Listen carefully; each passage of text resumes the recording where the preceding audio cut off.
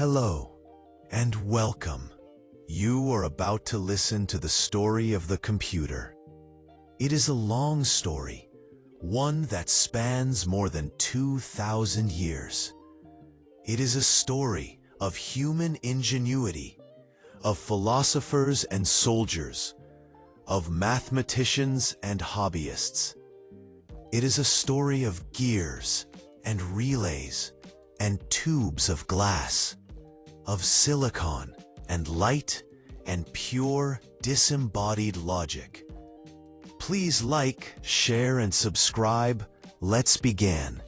Before the integrated circuit, before the transistor, before the vacuum tube, there was simply the need to count. For millennia, calculation was a messy, error-prone human endeavor.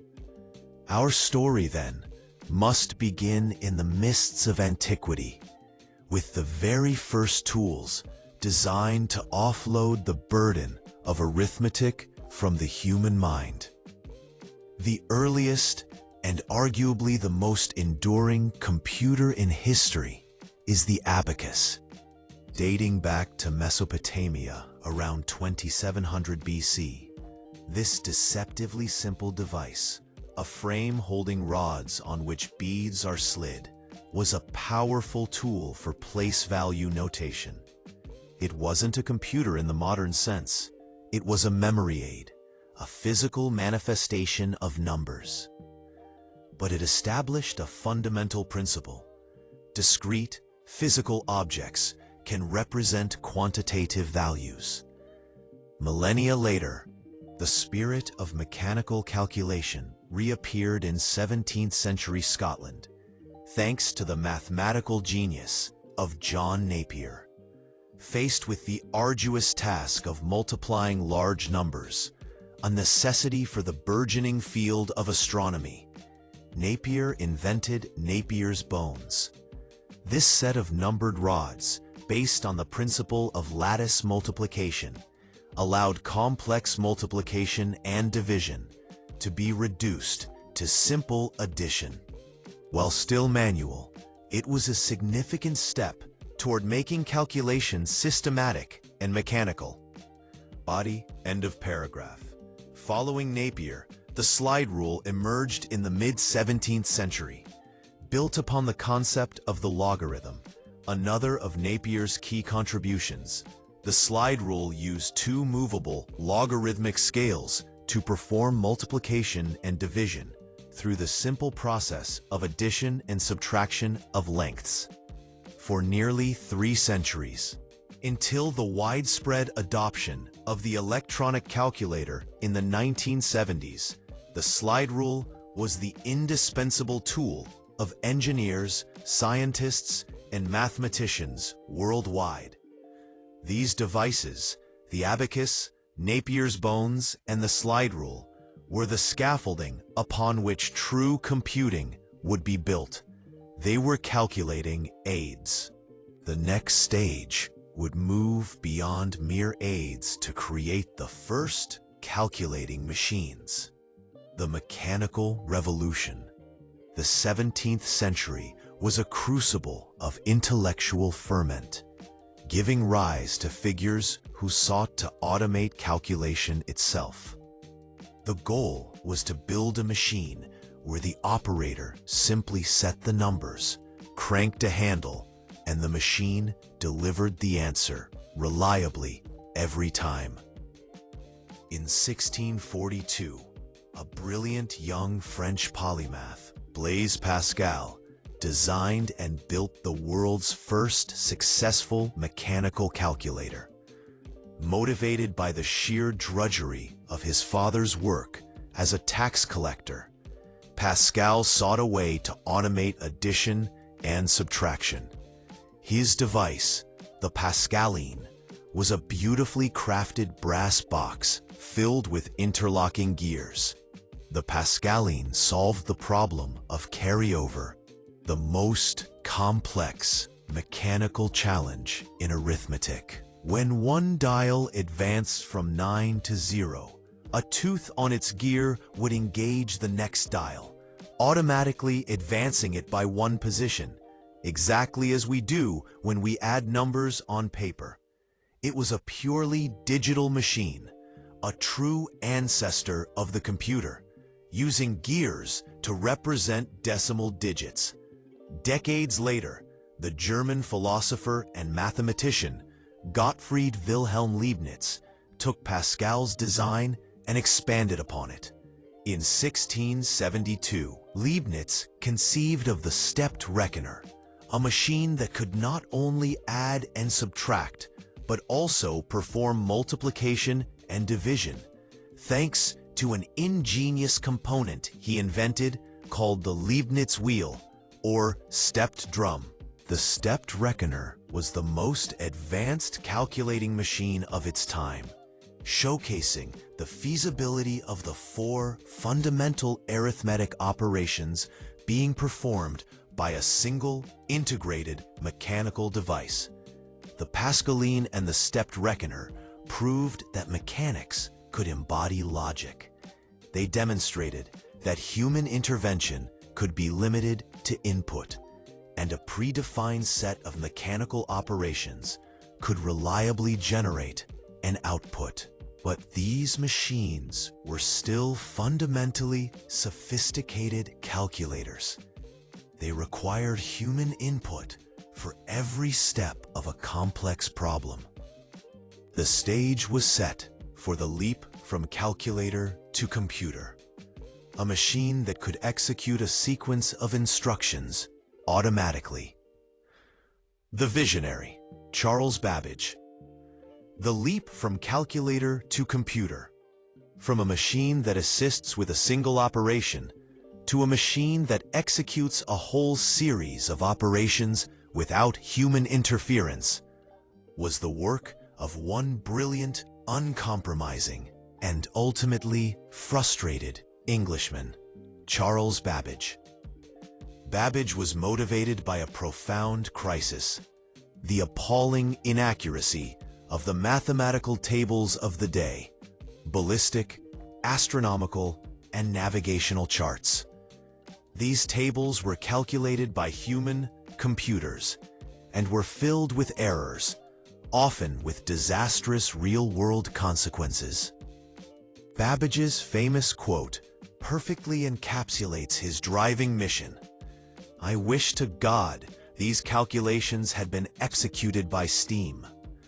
Babbage's first great ambition, conceived in 1822, was the difference engine.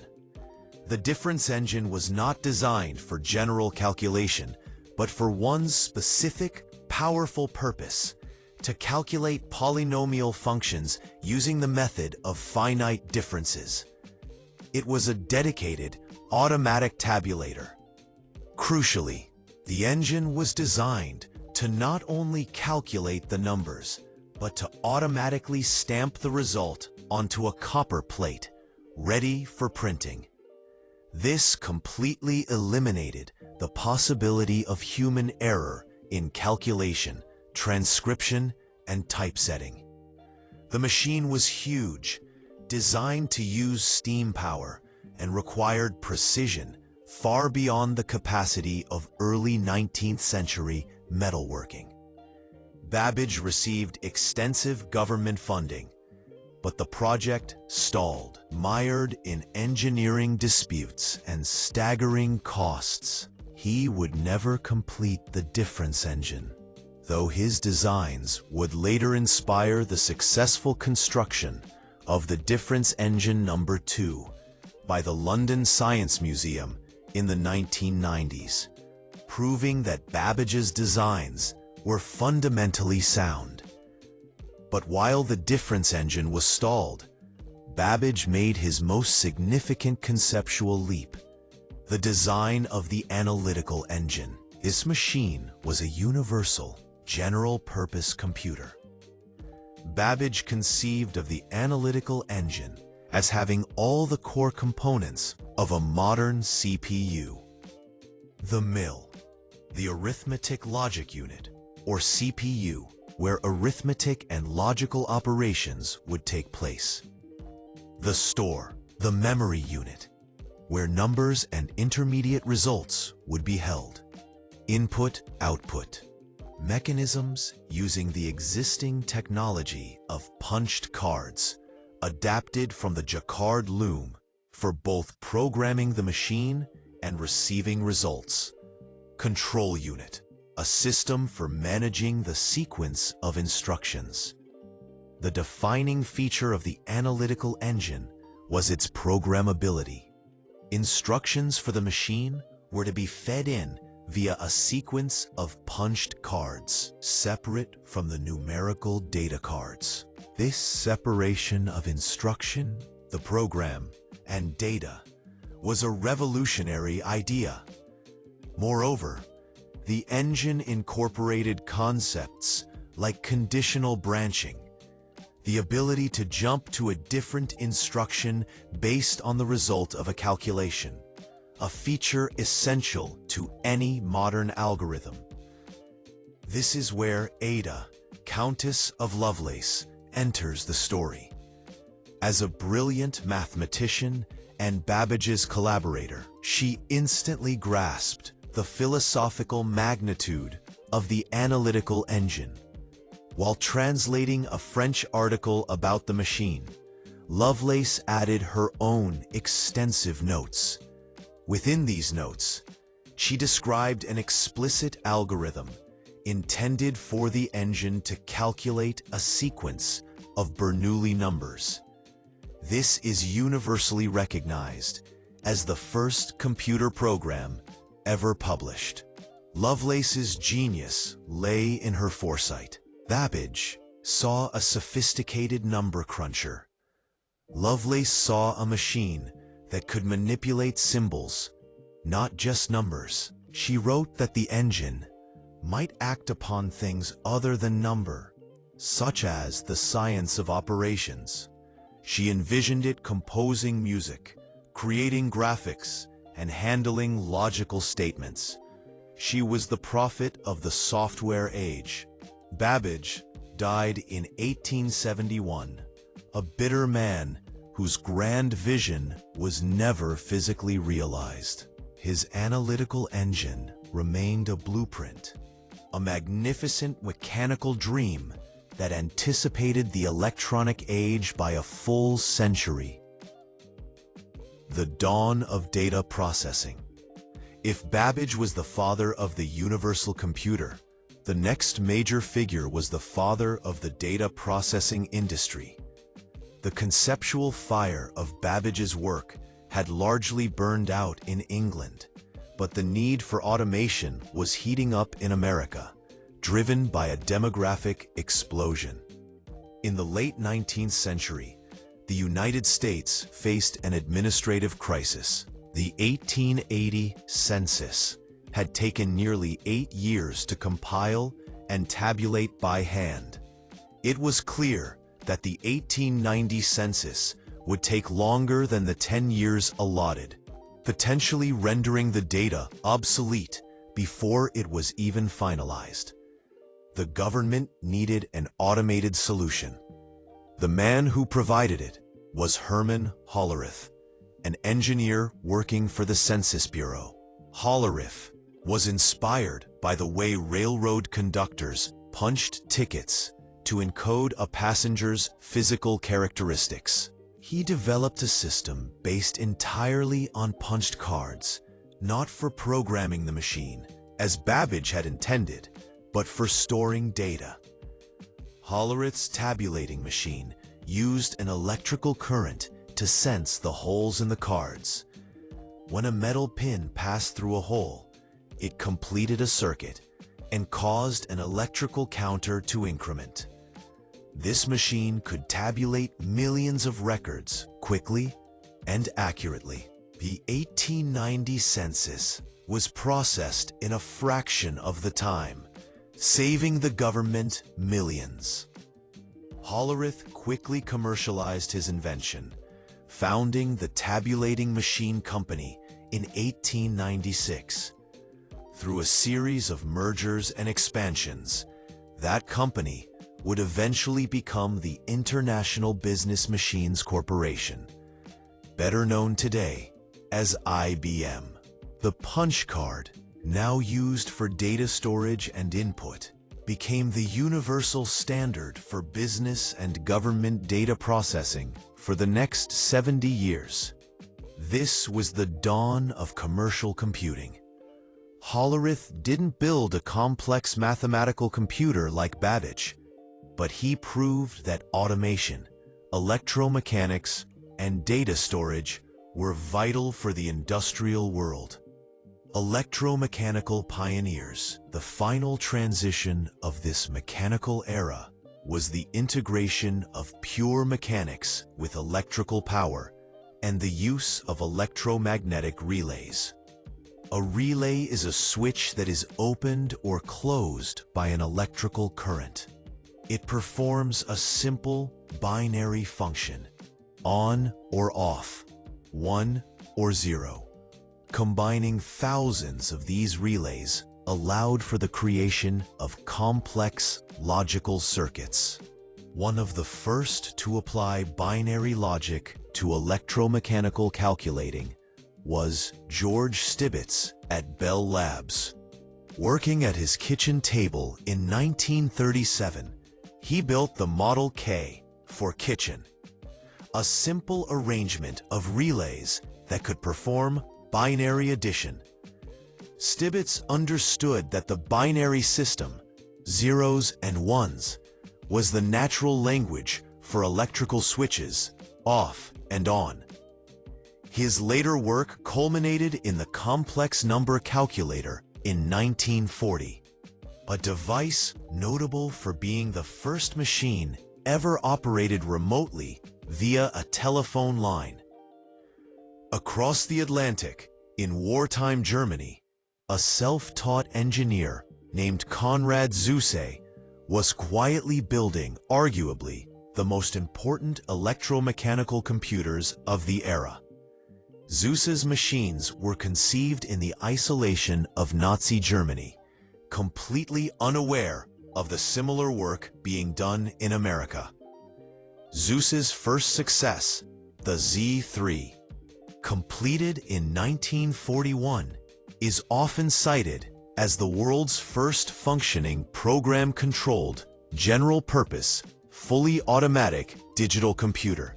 Unlike the decimal-based systems of Pascal and Babbage's conception, the Z3 was entirely binary, using thousands of telephone relays for its memory and calculating units. It took instructions from punched movie film. The Z3's importance cannot be overstated.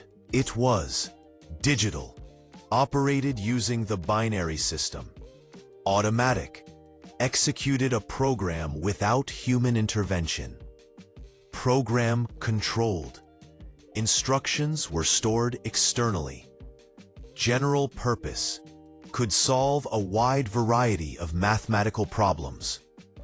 While the Z3 was destroyed by Allied bombing, Zuse's theoretical work was decades ahead of its time, defining the critical characteristics of modern computation.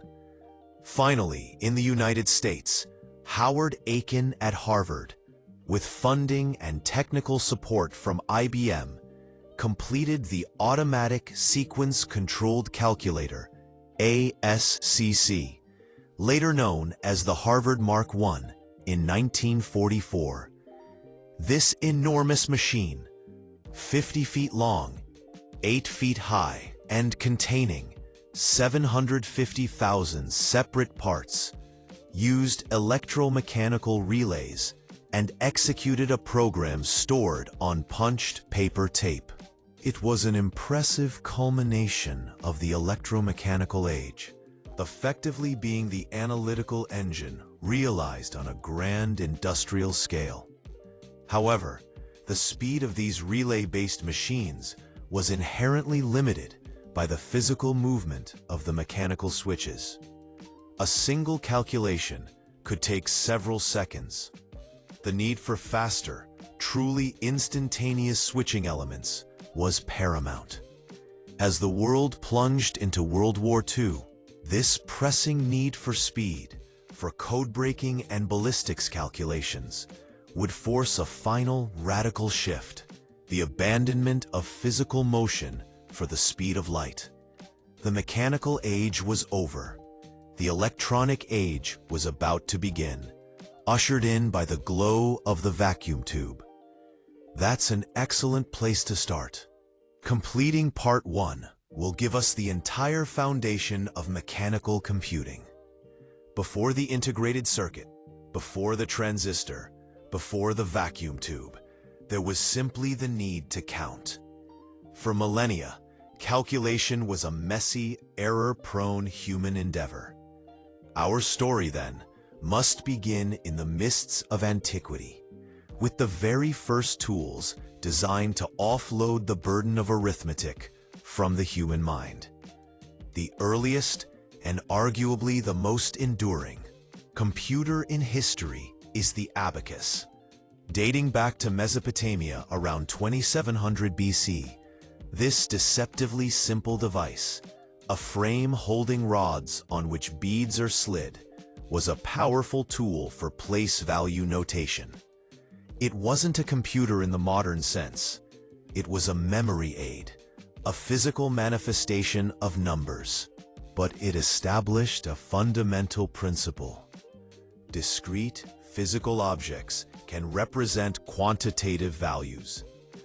Millennia later, the spirit of mechanical calculation reappeared in 17th century Scotland, thanks to the mathematical genius of John Napier.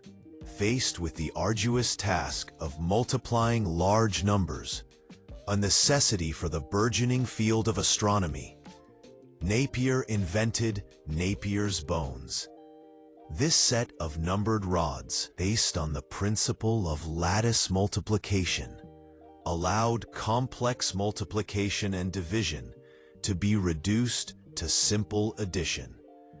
While still manual, it was a significant step toward making calculation systematic and mechanical. Following Napier, the slide rule emerged in the mid-17th century. Built upon the concept of the logarithm, another of Napier's key contributions, the slide rule used two movable logarithmic scales to perform multiplication and division through the simple process of addition and subtraction of lengths.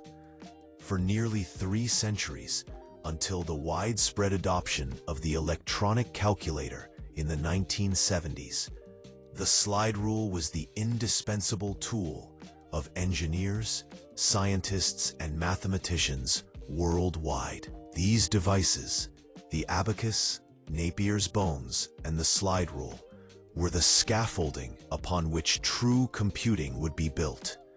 They were calculating aids.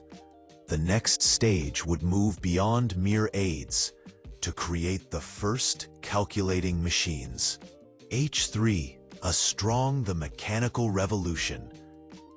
The 17th century was a crucible of intellectual ferment, giving rise to figures who sought to automate calculation itself. The goal was to build a machine where the operator simply set the numbers, cranked a handle, and the machine delivered the answer, reliably, every time.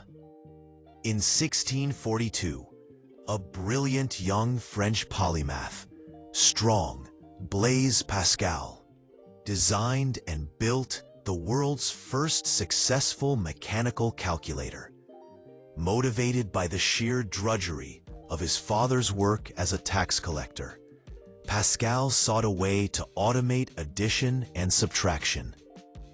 His device, the strong Pascaline, was a beautifully crafted brass box filled with interlocking gears. The Pascaline solved the problem of carryover, the most complex mechanical challenge in arithmetic. When one dial advanced from 9 to 0, a tooth on its gear would engage the next dial, automatically advancing it by one position, exactly as we do when we add numbers on paper. It was a purely digital machine, a true ancestor of the computer, using gears to represent decimal digits.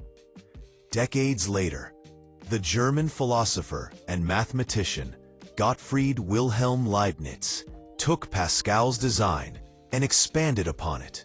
In 1672, Leibniz conceived of the stepped reckoner, a machine that could not only add and subtract, but also perform multiplication and division, thanks to an ingenious component he invented called the Leibniz wheel, or stepped drum. The stepped reckoner was the most advanced calculating machine of its time, showcasing the feasibility of the 4 fundamental arithmetic operations being performed by a single, integrated mechanical device. The Pascaline and the stepped reckoner proved that mechanics could embody logic. They demonstrated that human intervention could be limited to input, and a predefined set of mechanical operations could reliably generate an output. But these machines were still fundamentally sophisticated calculators. They required human input for every step of a complex problem. The stage was set for the leap from calculator to computer, a machine that could execute a sequence of instructions automatically. The visionary, Charles Babbage, the leap from calculator to computer, from a machine that assists with a single operation to a machine that executes a whole series of operations without human interference, was the work of one brilliant, uncompromising, and ultimately frustrated Englishman, Charles Babbage. Babbage was motivated by a profound crisis: the appalling inaccuracy of the mathematical tables of the day. Ballistic, astronomical, and navigational charts. These tables were calculated by human computers and were filled with errors, often with disastrous real-world consequences. Babbage's famous quote perfectly encapsulates his driving mission: "I wish to God these calculations had been executed by steam." Babbage's first great ambition, conceived in 1822, was the difference engine. The difference engine was not designed for general calculation, but for one specific, powerful purpose: to calculate polynomial functions using the method of finite differences. It was a dedicated, automatic tabulator. Crucially, the engine was designed to not only calculate the numbers, but to automatically stamp the result onto a copper plate, ready for printing. This completely eliminated the possibility of human error in calculation, transcription, and typesetting. The machine was huge, designed to use steam power, and required precision far beyond the capacity of early 19th century metalworking.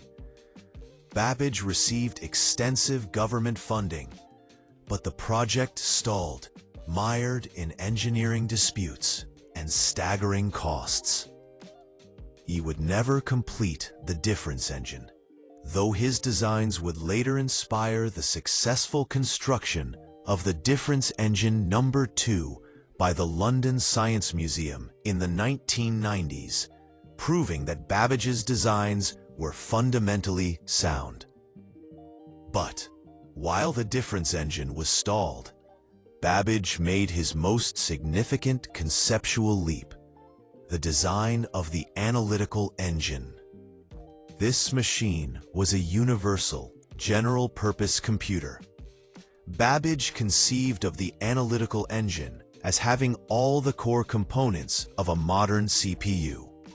The mill, the arithmetic logic unit, or CPU, where arithmetic and logical operations would take place.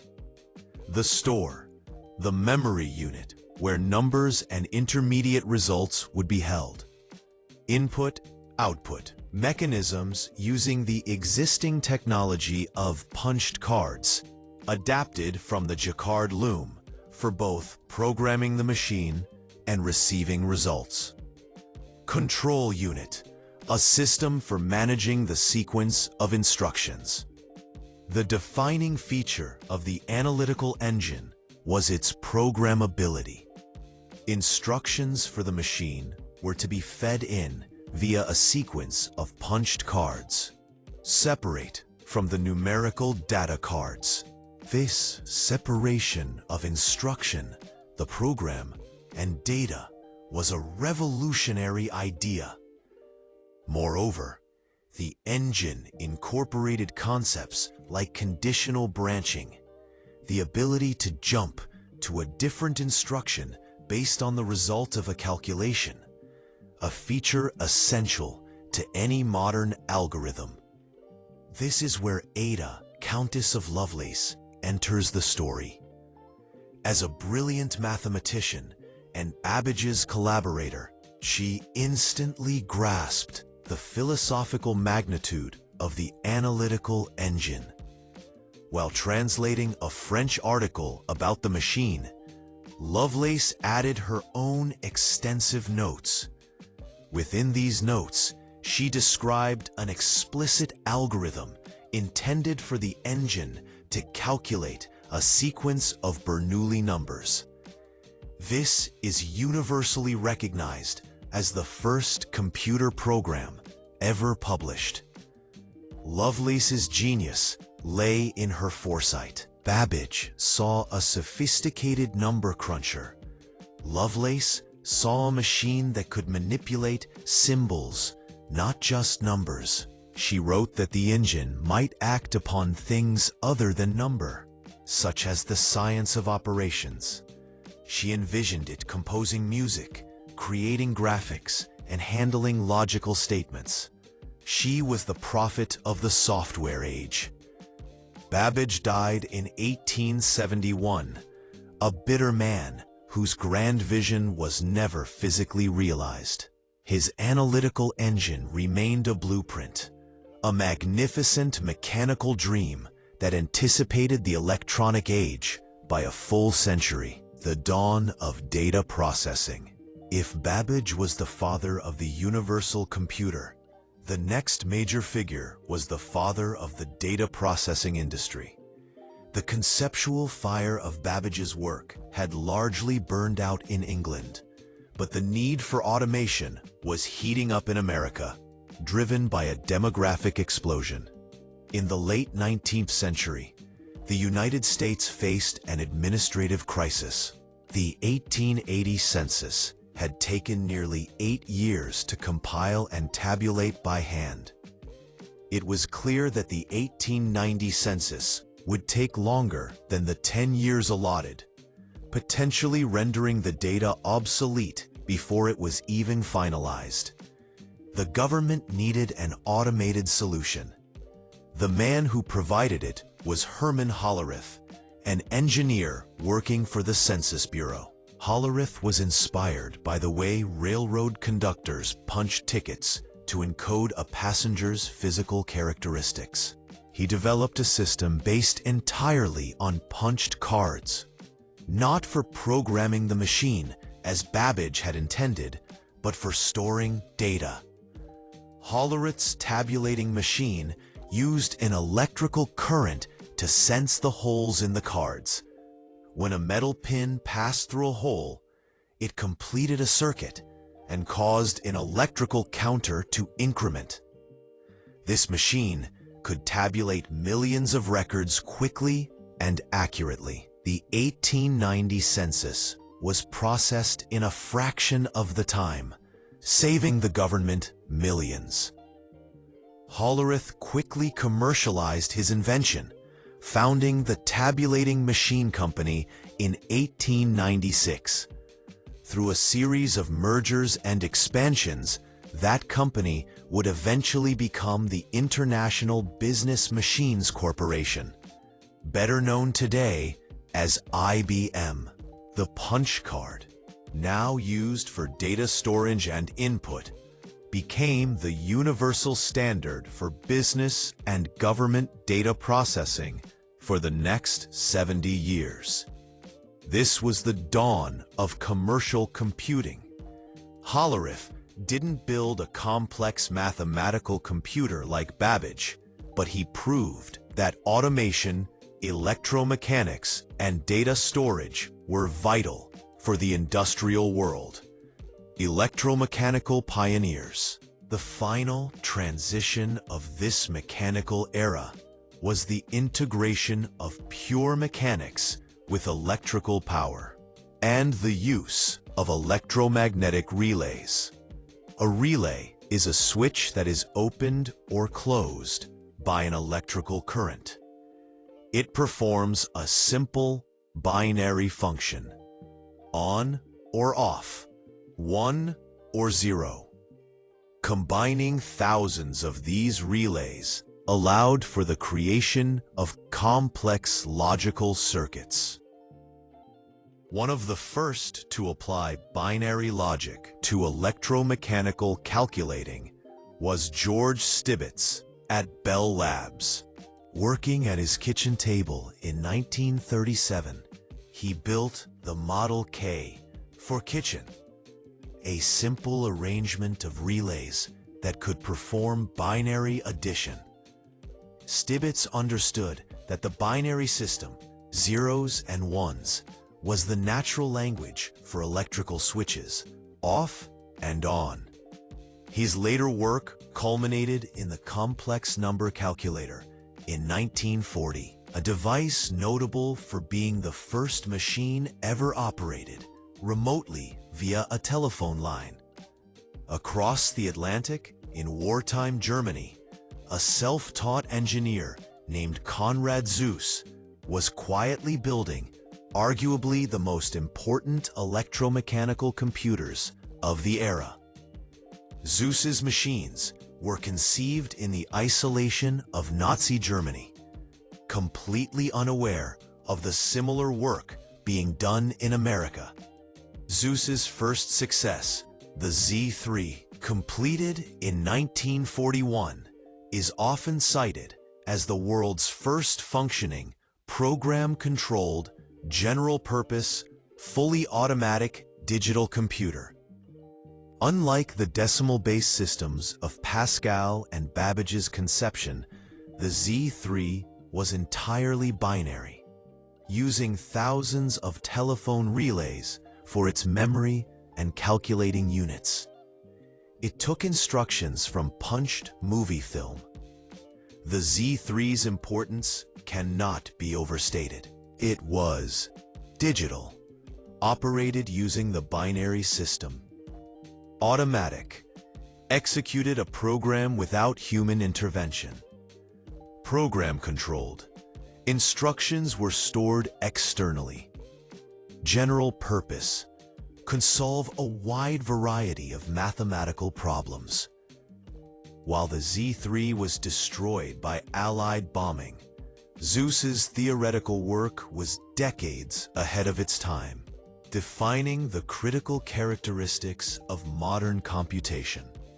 Finally, in the United States, Howard Aiken at Harvard, with funding and technical support from IBM, completed the automatic sequence-controlled calculator, later known as the Harvard Mark I, in 1944.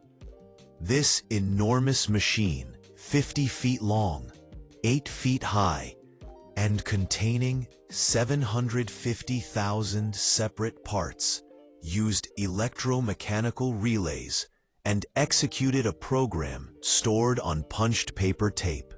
It was an impressive culmination of the electromechanical age, effectively being the analytical engine realized on a grand industrial scale. However, the speed of these relay-based machines was inherently limited by the physical movement of the mechanical switches. A single calculation could take several seconds. The need for faster, truly instantaneous switching elements was paramount. As the world plunged into World War II, this pressing need for speed for code-breaking and ballistics calculations, would force a final, radical shift: the abandonment of physical motion for the speed of light. The mechanical age was over. The electronic age was about to begin, ushered in by the glow of the vacuum tube. That's an excellent place to start. Completing part 1 will give us the entire foundation of mechanical computing. Before the integrated circuit, before the transistor, before the vacuum tube, there was simply the need to count. For millennia, calculation was a messy, error-prone human endeavor. Our story, then, must begin in the mists of antiquity, with the very first tools designed to offload the burden of arithmetic from the human mind. The earliest, and arguably the most enduring, computer in history is the Abacus. Dating back to Mesopotamia, around 2700 BC, this deceptively simple device, a frame holding rods on which beads are slid, was a powerful tool for place-value notation. It wasn't a computer in the modern sense. It was a memory aid, a physical manifestation of numbers. But it established a fundamental principle: discrete, physical objects can represent quantitative values. Millennia later, the spirit of mechanical calculation reappeared in 17th century Scotland, thanks to the mathematical genius of John Napier. Faced with the arduous task of multiplying large numbers, a necessity for the burgeoning field of astronomy, Napier invented Napier's bones. This set of numbered rods, based on the principle of lattice multiplication, allowed complex multiplication and division to be reduced to simple addition. While still manual, it was a significant step toward making calculations systematic and mechanical.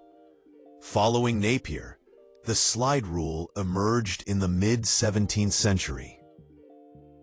Built upon the concept of the logarithm, another of Napier's key contributions, the slide rule used two movable logarithmic scales to perform multiplication and division through the simple process of addition and subtraction of lengths.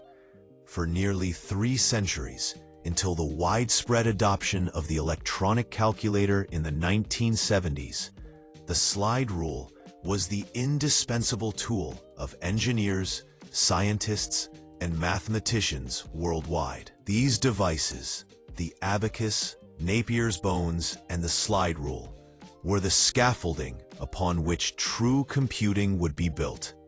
They were calculating aids. The next stage would move beyond mere aids to create the first calculating machines. It is the story of how we taught stone and metal and sand to think. Our story begins not in a modern laboratory, but here, in the deep, cold waters off the coast of the Greek island of Antiquity. In the year 1901, a team of sponge divers, blown off course by a storm, took shelter by the island. When the storm passed, they dived. They were searching for sponges, but they found a Roman-era shipwreck resting on the seafloor since the 1st century BC. Among the recovered treasures, marble statues, jewelry, and pottery, was a lump of corroded bronze. It was dismissed as a curiosity, perhaps part of a statue. It sat in the National Museum in Athens for decades, until researchers began to look closer. Using 3D X-ray scanning and advanced imaging, they peered inside the calcified rock, and what they found was staggering. It was not a rock, it was a machine, a complex, intricate clockwork of at least 30, interlocking bronze gears. It was a device of such complexity that nothing like it would appear in the historical record for another 1,000 years. This was the Antikythera mechanism, a device built by Hellenistic scientists, perhaps as early as 205 BC. It was an astronomical computer.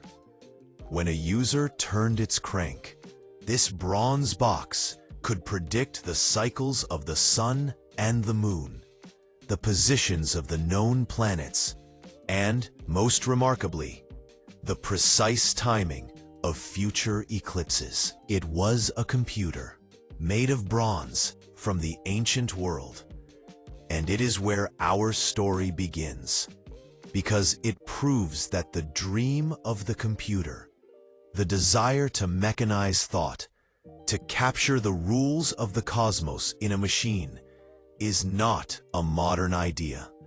It is an ancient one, lost to the sea, and for centuries, forgotten.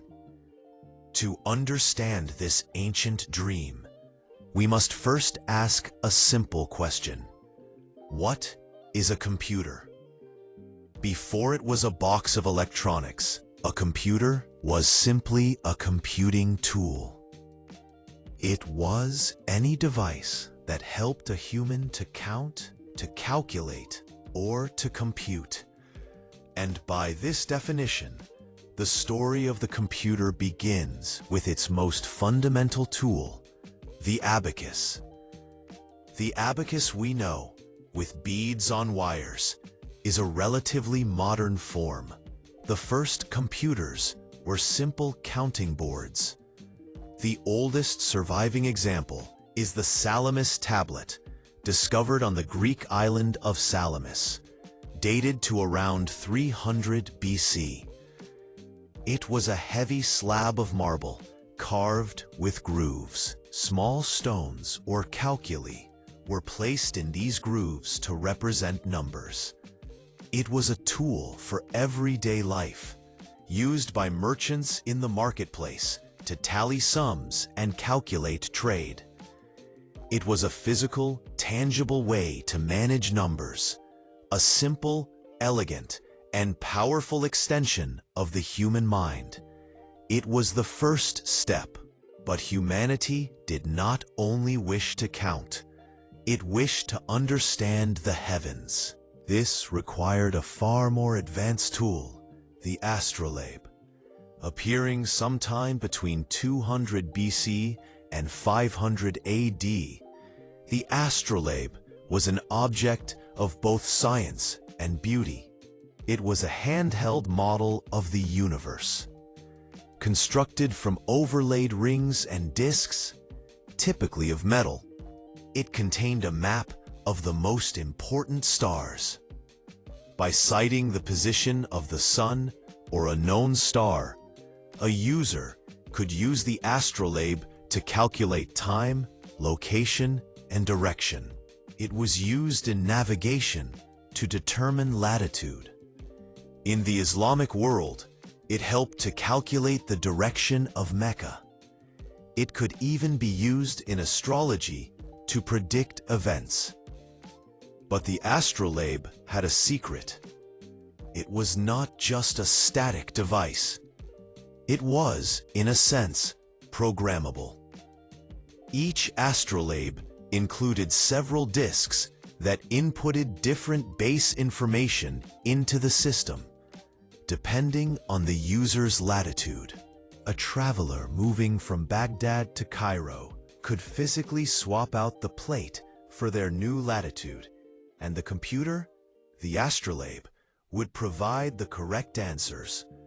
This was a profound conceptual leap.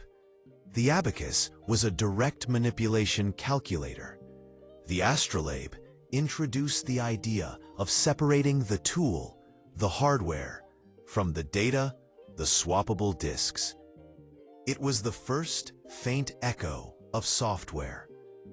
And this brings us back to the shipwreck, back to the device in the deep. Now we can see why it was so extraordinary. The abacus was a calculator. The astrolabe was an analog computer, a slide rule for the stars. But the Antikythera mechanism was something else. It was not an analog device. It was digital. Its gears clicked into precise positions, its calculations driven by a complex, interlocking logic. It did not just show the sky like an astrolabe. It predicted the future of the sky. It was a physical, mechanical model of a mathematical worldview. It encoded the deepest astronomical knowledge of the Hellenistic world.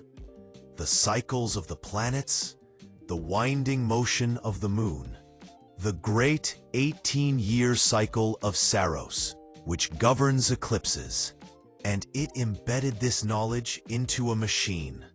It was a device that said the universe is not the whim of the gods. It is a rational, predictable, calculable machine system. A system that can be understood, modeled, and even mastered by a machine of bronze gears. This was the high water mark of ancient mechanical thought, and then it was lost. The knowledge, the craft, the philosophy that built it, all vanished. For more than 1,500 years, the dream of the computer lay dormant. The dream was reawakened in the 17th century. The scientific revolution was in full swing, and the world was once again seen as a great clock, governed by mathematical laws. In Rouen, France, a young man named Blaise Pascal, born in 1623, watched his father toil. His father, Etienne Pascal, was a tax supervisor, and his work required laborious arithmetical calculations. Blaise, a mathematical prodigy, decided to help. Starting in 1642, when he was just 18 years old, Blaise began work on an arithmetic machine. After 50 prototypes, he presented his device, the Pascaline, in 1645. It was an adding machine. To enter a number, the user would place a stylus in a spoked dial and turn it clockwise, just like on a rotary phone.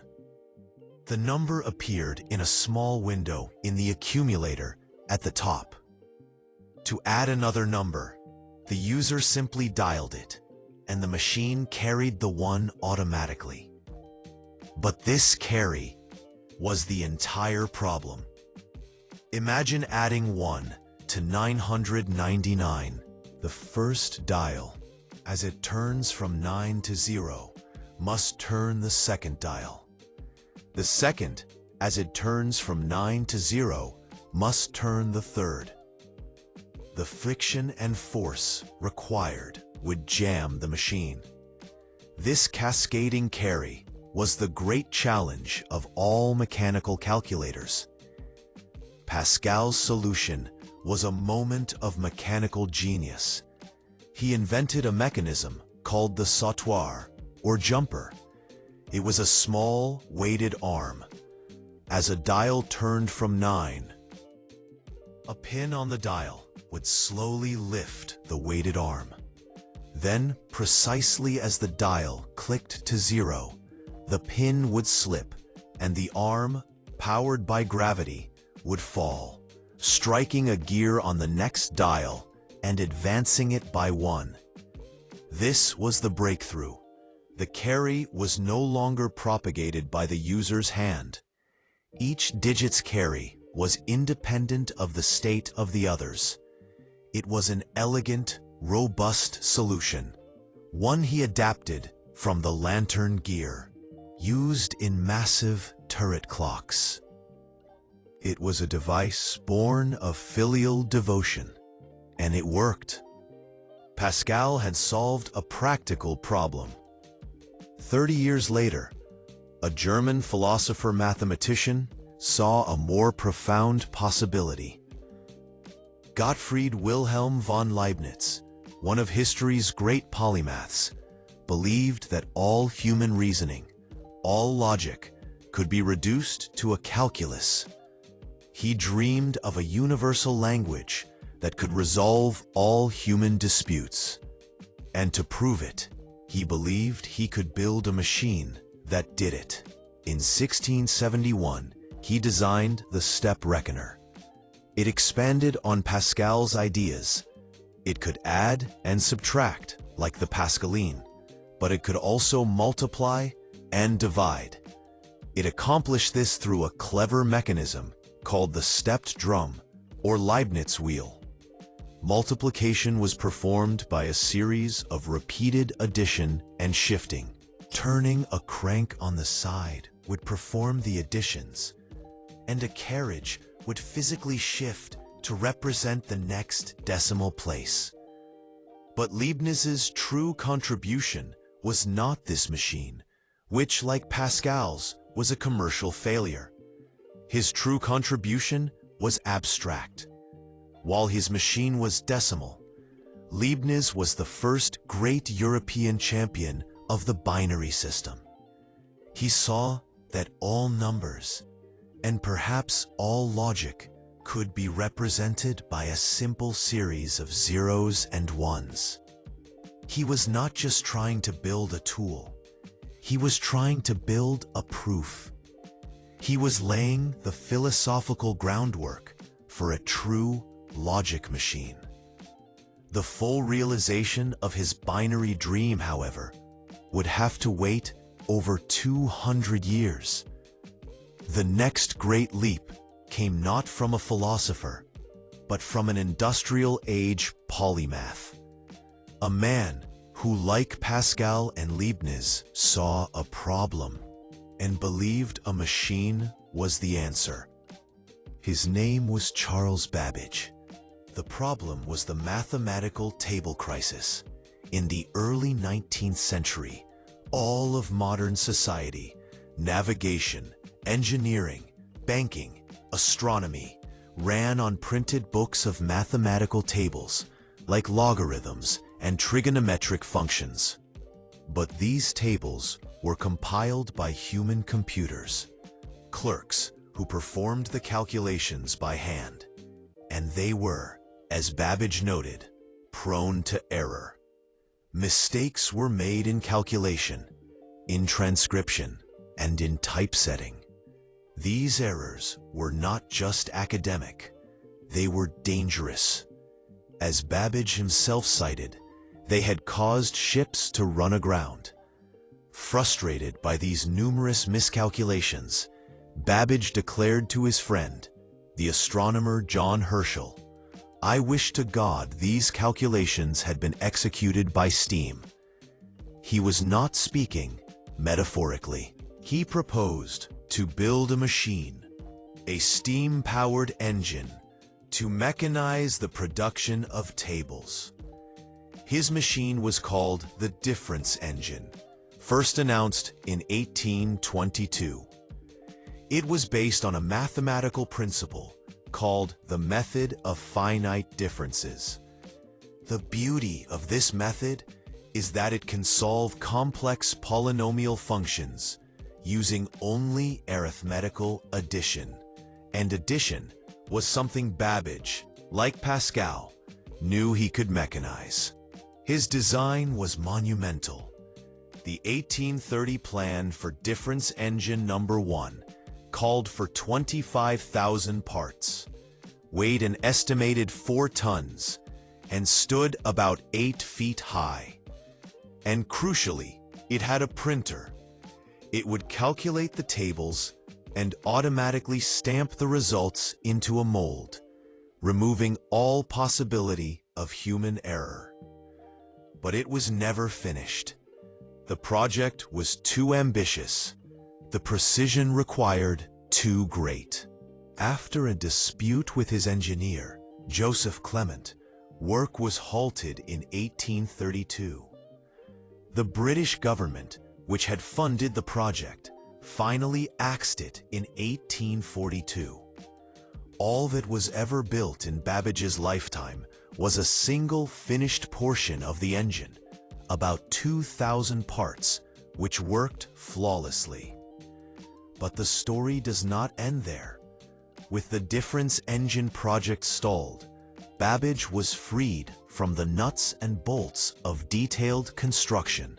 And in 1834, his mind made a conceptual leap that is still staggering to comprehend. He conceived of a more ambitious machine. He called it the analytical engine. H3, the mechanical revolution. Strong, period. The 17th century was a crucible of intellectual ferment, giving rise to figures who sought to automate calculation itself. The goal was to build a machine where the operator simply set the numbers, cranked a handle, and the machine delivered the answer, reliably, every time. In 1642, a brilliant young French polymath, strong Blaise Pascal, designed and built the world's first successful mechanical calculator. Motivated by the sheer drudgery of his father's work as a tax collector, Pascal sought a way to automate addition and subtraction. His device, the Pascaline, was a beautifully crafted brass box filled with interlocking gears. The Pascaline solved the problem of carryover, the most complex mechanical challenge in arithmetic. When one dial advanced from 9 to 0, a tooth on its gear would engage the next dial, automatically advancing it by one position. Exactly as we do when we add numbers on paper. It was a purely digital machine, a true ancestor of the computer, using gears to represent decimal digits. Decades later, the German philosopher and mathematician Gottfried Wilhelm Leibniz took Pascal's design and expanded upon it. In 1672, Leibniz conceived of the stepped reckoner, a machine that could not only add and subtract, but also perform multiplication and division, thanks to an ingenious component he invented called the Leibniz wheel, or stepped drum. The stepped reckoner was the most advanced calculating machine of its time, showcasing the feasibility of the 4 fundamental arithmetic operations being performed by a single integrated mechanical device. The Pascaline and the stepped reckoner proved that mechanics could embody logic. They demonstrated that human intervention could be limited to input, and a predefined set of mechanical operations could reliably generate an output. But these machines were still fundamentally sophisticated calculators. They required human input for every step of a complex problem. The stage was set for the leap from calculator to computer, a machine that could execute a sequence of instructions automatically. The visionary, Charles Babbage. The leap from calculator to computer, from a machine that assists with a single operation to a machine that executes a whole series of operations without human interference, was the work of one brilliant, uncompromising, and ultimately frustrated Englishman, Charles Babbage. Babbage was motivated by a profound crisis: the appalling inaccuracy of the mathematical tables of the day, ballistic, astronomical, and navigational charts. These tables were calculated by human computers and were filled with errors, often with disastrous real-world consequences. Babbage's famous quote perfectly encapsulates his driving mission: "I wish to God these calculations had been executed by steam." Babbage's first great ambition, conceived in 1822, was the difference engine. The difference engine was not designed for general calculation, but for one specific, powerful purpose: to calculate polynomial functions using the method of finite differences. It was a dedicated, automatic tabulator. Crucially, the engine was designed to not only calculate the numbers, but to automatically stamp the result onto a copper plate, ready for printing. This completely eliminated the possibility of human error in calculation, transcription, and typesetting. The machine was huge, designed to use steam power, and required precision far beyond the capacity of early 19th century metalworking. Babbage received extensive government funding, but the project stalled, mired in engineering disputes and staggering costs. He would never complete the difference engine, though his designs would later inspire the successful construction of the difference engine number 2 by the London Science Museum in the 1990s, proving that Babbage's designs were fundamentally sound. But while the difference engine was stalled, Babbage made his most significant conceptual leap: the design of the analytical engine. This machine was a universal, general-purpose computer.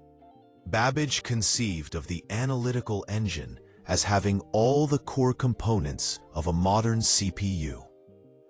The mill, the arithmetic logic unit, or CPU, where arithmetic and logical operations would take place.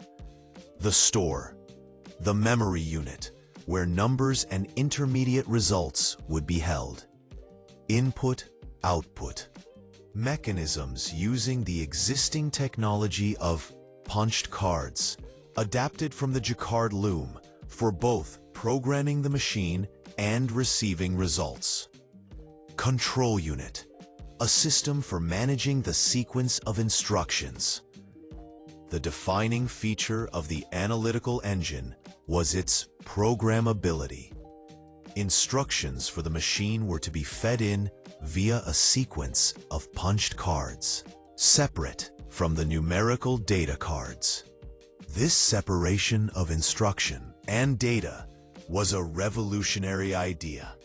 Moreover, the engine incorporated concepts like conditional branching, the ability to jump to a different instruction based on the result of a calculation, a feature essential to any modern algorithm.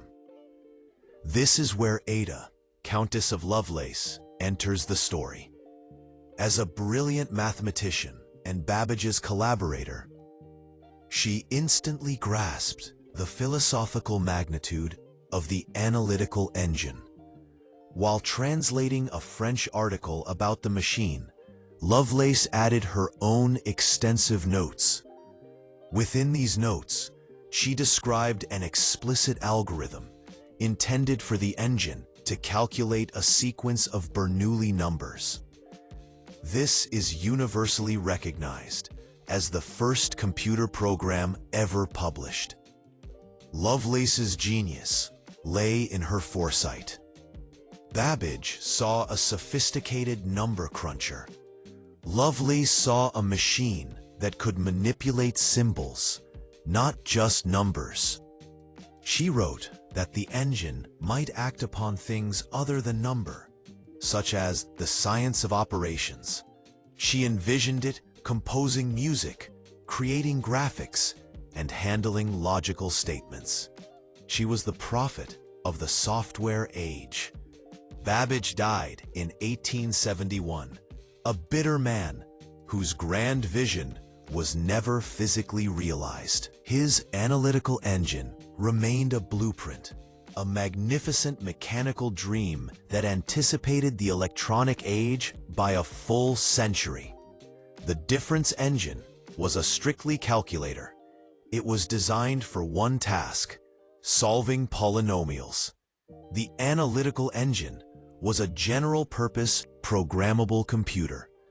It was a machine that could be programmed to solve any calculation. Babbage's design possessed all the essential features of a modern computer. It had big, where numbers and results were held, what we would call memory, a mill separate from the store, where the arithmetic was performed, what we would call the central processing unit, or CPU. And how was it programmed? Babbage borrowed the idea from the Jacquard loom, a machine that used cards with holes punched in them to weave complex patterns in textiles. Babbage's engine would read its instructions from punched cards. It could even perform conditional branching, if-then logic, and looping, repeating a set of instructions. It was, in every sense, a true computer, conceived in 1834. Babbage's engine was a machine for numbers, but he had a collaborator, a friend, who saw that it was so much more. Her name was Augusta Ada King, Countess of Lovelace, the only legitimate child of the poet Lord Byron, a brilliant mathematician. She met Babbage in 1833 and became fascinated by his work. Babbage, impressed by her intellect, called her the Enchantress of Number. Between 1842 and 1843, Lovelace translated an article by an Italian engineer, Luigi Menabrea, about the analytical engine. She then added her own explanatory notes, which were 3 times longer than the original paper. In her Note G, she described, step by step, an algorithm for the analytical engine to compute a sequence of Bernoulli numbers. It is a detailed plan for a computation, and it is for this reason that Ada Lovelace is often called the world's first computer programmer. But her true contribution was not the program, it was her vision.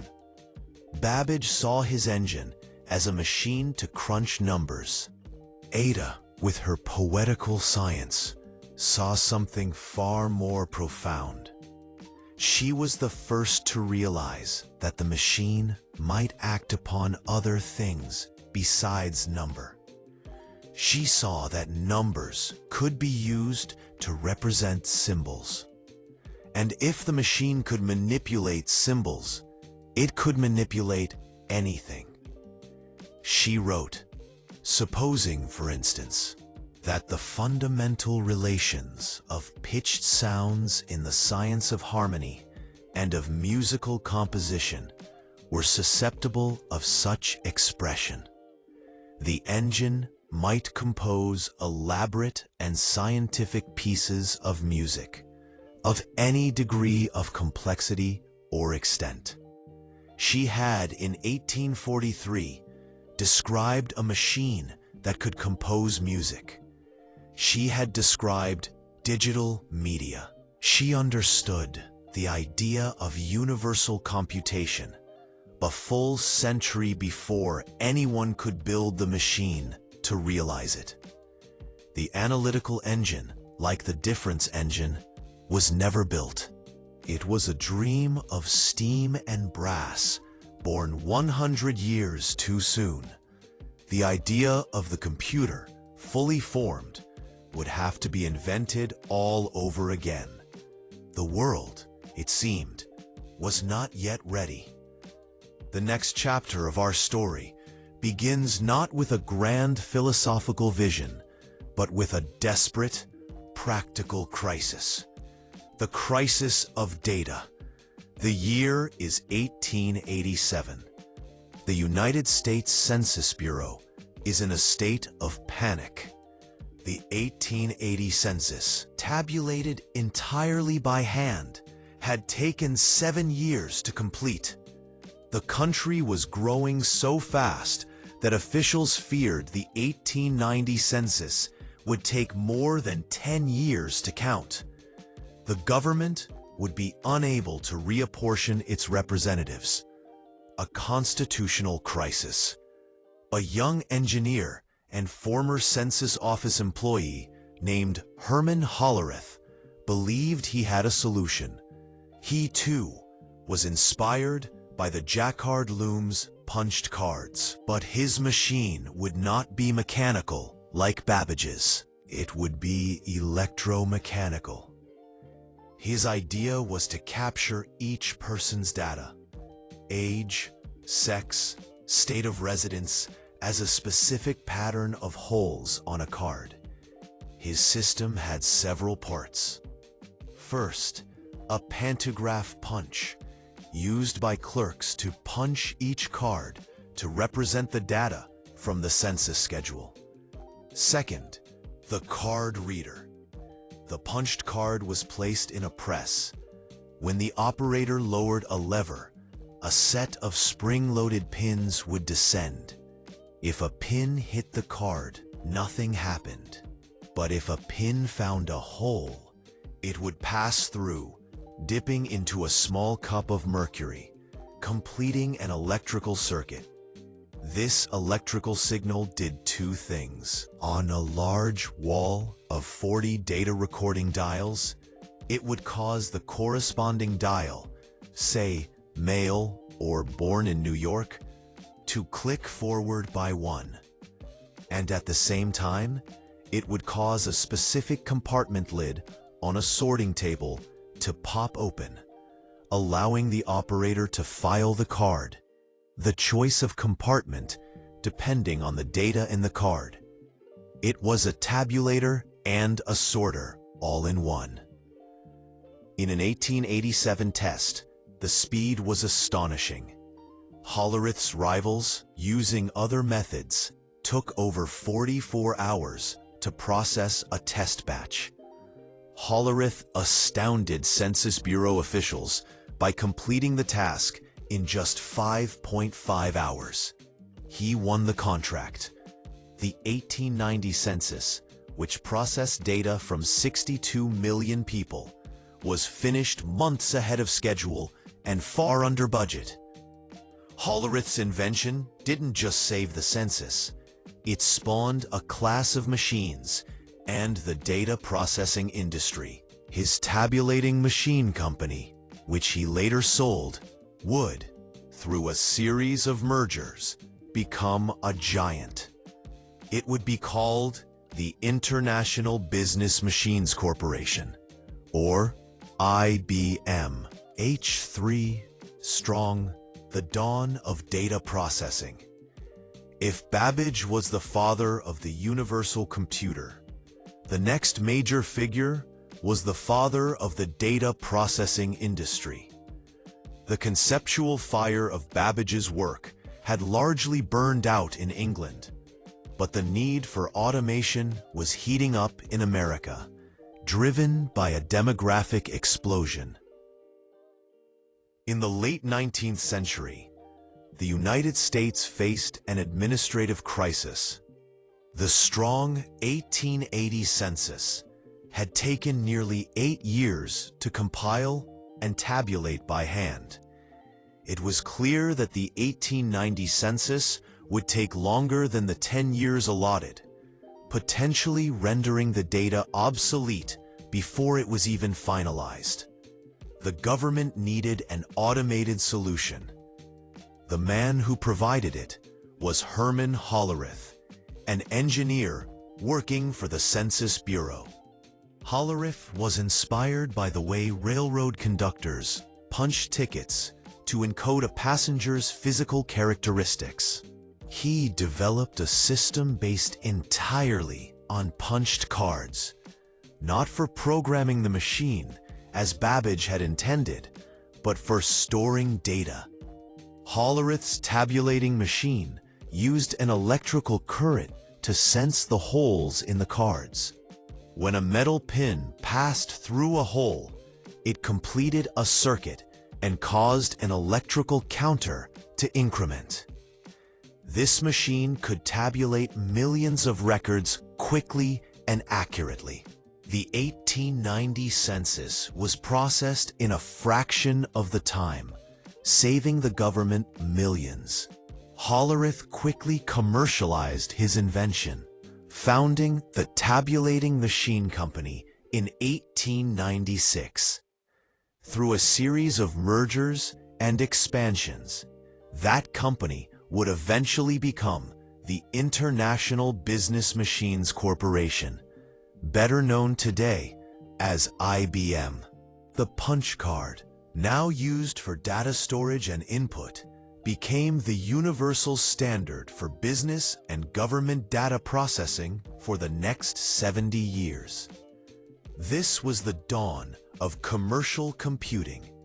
Hollerith didn't build a complex mathematical computer like Babbage, but he proved that automation, electromechanics, and data storage were vital for the industrial world. The final transition of this mechanical era was the integration of pure mechanics with electrical power and the use of electromagnetic relays. A relay is a switch that is opened or closed by an electrical current. It performs a simple binary function, on or off, 1 or 0. Combining thousands of these relays allowed for the creation of complex logical circuits. One of the first to apply binary logic to electromechanical calculating was George Stibitz at Bell Labs. Working at his kitchen table in 1937, he built the Model K for kitchen, a simple arrangement of relays that could perform binary addition. Stibitz understood that the binary system, zeros and ones, was the natural language for electrical switches, off and on. His later work culminated in the complex number calculator in 1940, a device notable for being the first machine ever operated remotely via a telephone line.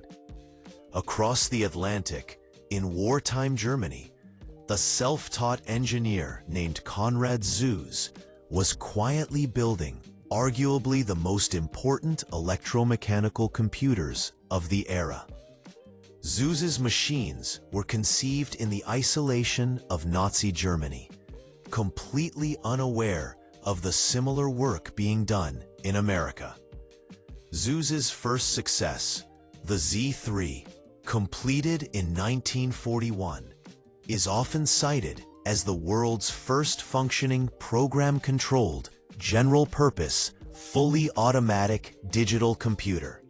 Unlike the decimal-based systems of Pascal and Babbage's conception, the Z3 was entirely binary, using thousands of telephone relays for its memory and calculating units.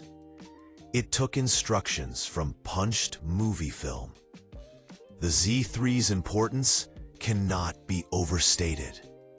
It was digital, operated using the binary system. Automatic, executed a program without human intervention. Program controlled, instructions were stored externally. General purpose, could solve a wide variety of mathematical problems. While the Z3 was destroyed by Allied bombing, Zuse's theoretical work was decades ahead of its time, defining the critical characteristics of modern computation. Finally, in the United States, Howard Aiken at Harvard, with funding and technical support from IBM, completed the Automatic Sequence Controlled Calculator, ASCC, later known as the Harvard Mark I, in 1944. This enormous machine, 50 feet long, 8 feet high, and containing 750,000 separate parts, used electromechanical relays and executed a program stored on punched paper tape. It was an impressive culmination of the electromechanical age, effectively being the analytical engine realized on a grand industrial scale. However, the speed of these relay-based machines was inherently limited by the physical movement of the mechanical switches. A single calculation could take several seconds. The need for faster, truly instantaneous switching elements was paramount. As the world plunged into World War II, this pressing need for speed, for code-breaking and ballistics calculations, would force a final radical shift: the abandonment of physical motion for the speed of light. The mechanical age was over. The electronic age was about to begin, ushered in by the glow of the vacuum tube. The stage is set. We have reached the fourth generation of computing, where the most complex circuit in history was placed on a tiny piece of silicon, leading directly to the birth of the personal computer and the software giants we know today. The microprocessor breakthrough. By 1970, computers used integrated circuits, ICs, but even the simplest CPU still required dozens of separate chips, each connected by numerous traces on a circuit board. This added complexity, size, and cost. The final act of miniaturization, the integration of the entire central processing unit onto a single chip, was the last great barrier to mass computing. The breakthrough came in 1971 at the fledgling company Intel, a memory chip manufacturer. They were contracted by a Japanese calculator company, Busicom, to design chips for a new line of electronic calculators. The original design called for 12 custom chips. Intel engineers, particularly Ted Hoff, Federico Fagan, and Stanley Mazer, had a radical idea. Instead of designing 12 custom chips, they suggested creating a single, general-purpose logic chip. A chip that could be programmed to perform any computational task, whether it was calculating a sum or controlling a rocket. The result was the Intel 4004, released in November 1971. The 4004 was the world's first commercially available microprocessor. It packed 2,300 transistors onto a single silicon chip, roughly the size of a thumbnail.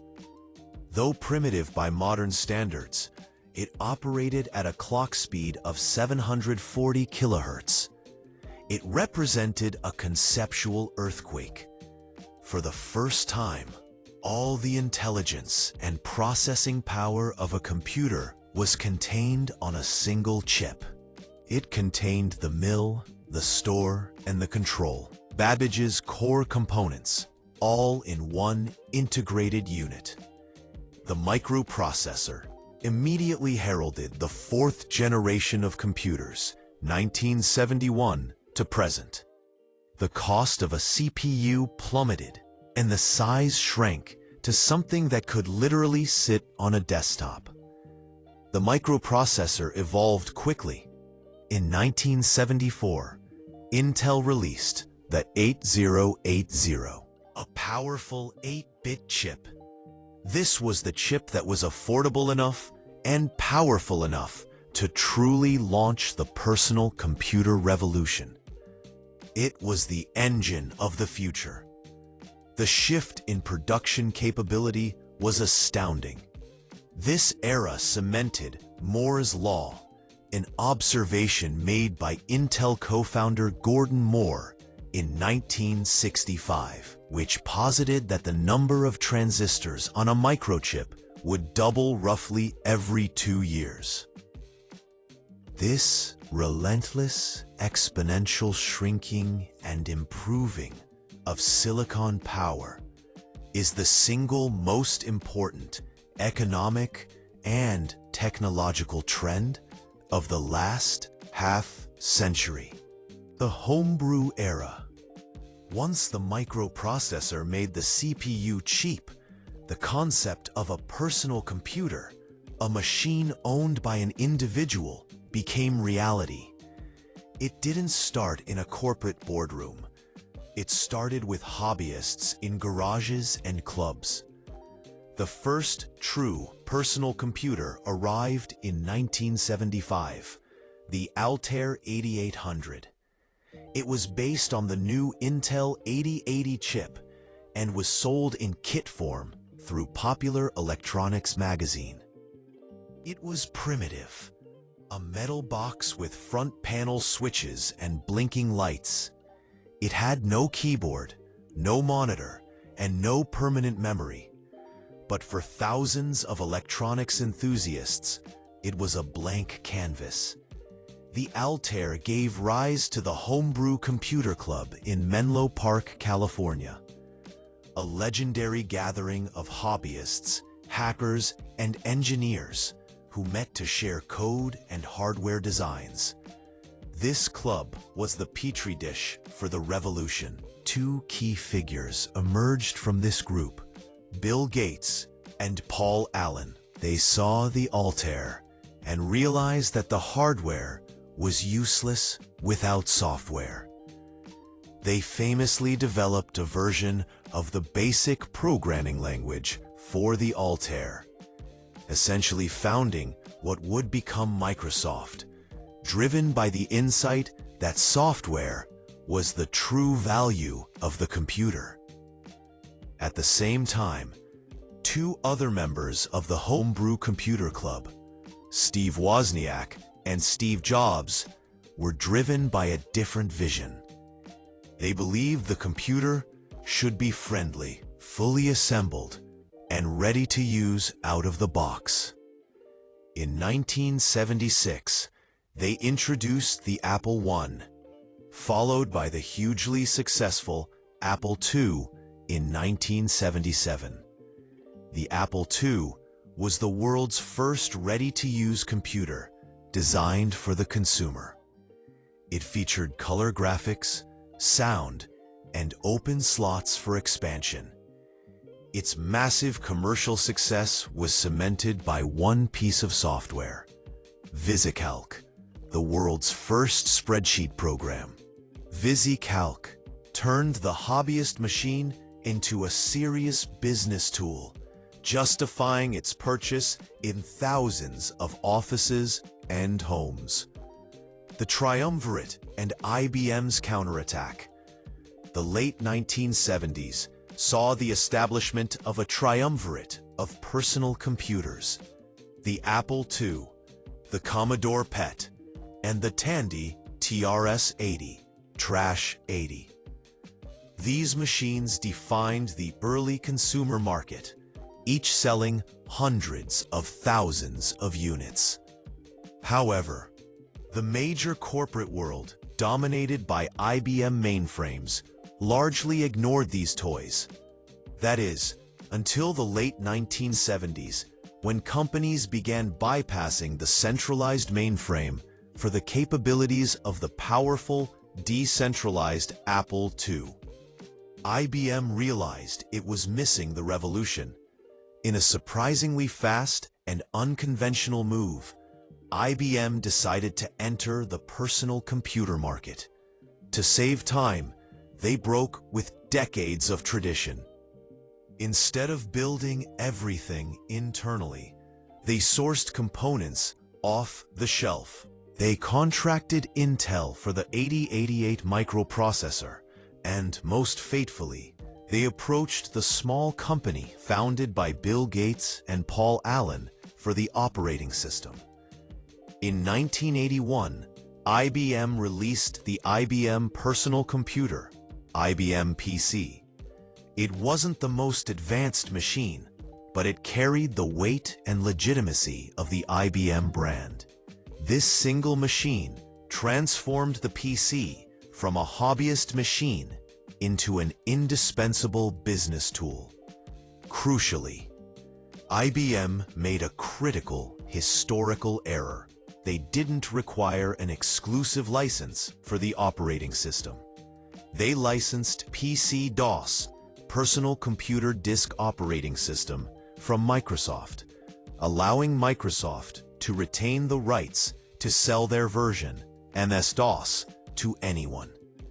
When other companies began to reverse engineer the IBM PC's open architecture, creating IBM PC clones, they needed an operating system. Microsoft was there to sell them MS-DOS, creating the architecture that would dominate the world for the next 20 years. Wintel, Windows later running on Intel processors. Microsoft, by controlling the software foundation, emerged as the central power broker of the PC world. The graphical interface and desktop metaphor.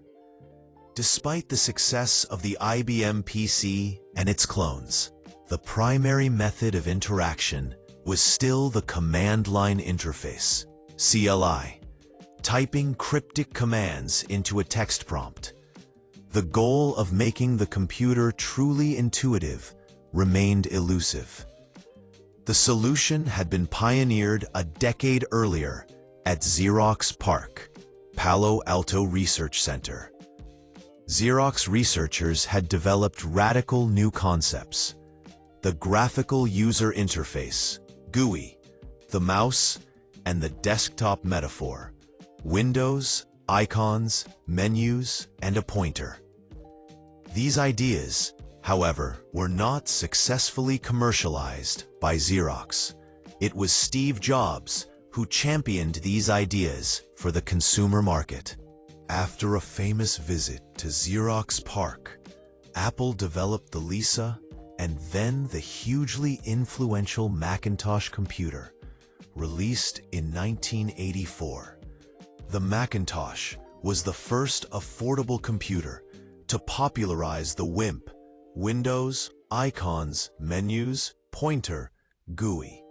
Its "It Just Works" philosophy and revolutionary advertising established the Mac as the machine for graphics, publishing, and creativity. While the IBM PC and its clones captured the corporate market with MS-DOS, the Mac showed the world what computing could and should look like. The tension between the open, DOS-based world of Microsoft and the closed, elegant world of Apple would define the computing landscape for the next generation. The foundation of modern computing was complete. Hardware was miniaturized, software was established, and the global battle for the desktop had begun. The networked world. The personal computer revolution of the 1980s was still largely confined to standalone machines. Data was exchanged via floppy disks or local networks within a single building. The next great step was not about shrinking the computer, but about connecting it to the world. The foundation for this global network had been quietly developed by the U.S. Department of Defense's ARPA, Advanced Research Projects Agency, starting in the late 1960s. The goal was to create a decentralized network, one that could continue functioning even if a major hub were destroyed, a concept vital during the Cold War. This network, the ARPANET, utilized the revolutionary concept of packet switching, developed by Paul Barron and others. Instead of a single, dedicated connection like a telephone line, data was broken into small, individually addressed packets that could travel along any available route and be reassembled at the destination. The first message, attempting to log in from UCLA to the Stanford Research Institute, was sent in 1969. System crashed after the third letter G, but the concept was proven. Over the next decade, ARPANET grew, connecting research institutions and universities. Key network protocols like Telnet and File Transfer Protocol, FTP, were developed. And in 1971, Ray Tomlinson invented email, which quickly became the network's killer application.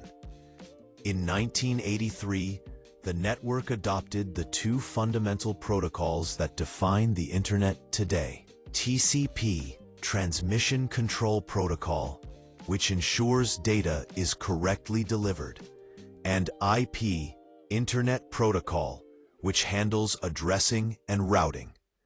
This led to the term Internet, short for internetworking. The crucial shift from a government academic network to a global public resource began in the late 1980s. The National Science Foundation, NSF, built a new, faster backbone, the NSFNET, that replaced ARPANET and connected major supercomputing centers. However, the Internet was still cumbersome to navigate, primarily used by academics and engineers. It was a file transfer system, not a user-friendly repository of information. That changed in 1989 at CERN, the European Particle Physics Laboratory, thanks to Tim Berners-Lee, a British computer scientist. Berners-Lee recognized the scientists' need to share information easily across different computer systems. He envisioned a global, decentralized system where any document could link to any other document via hypertext.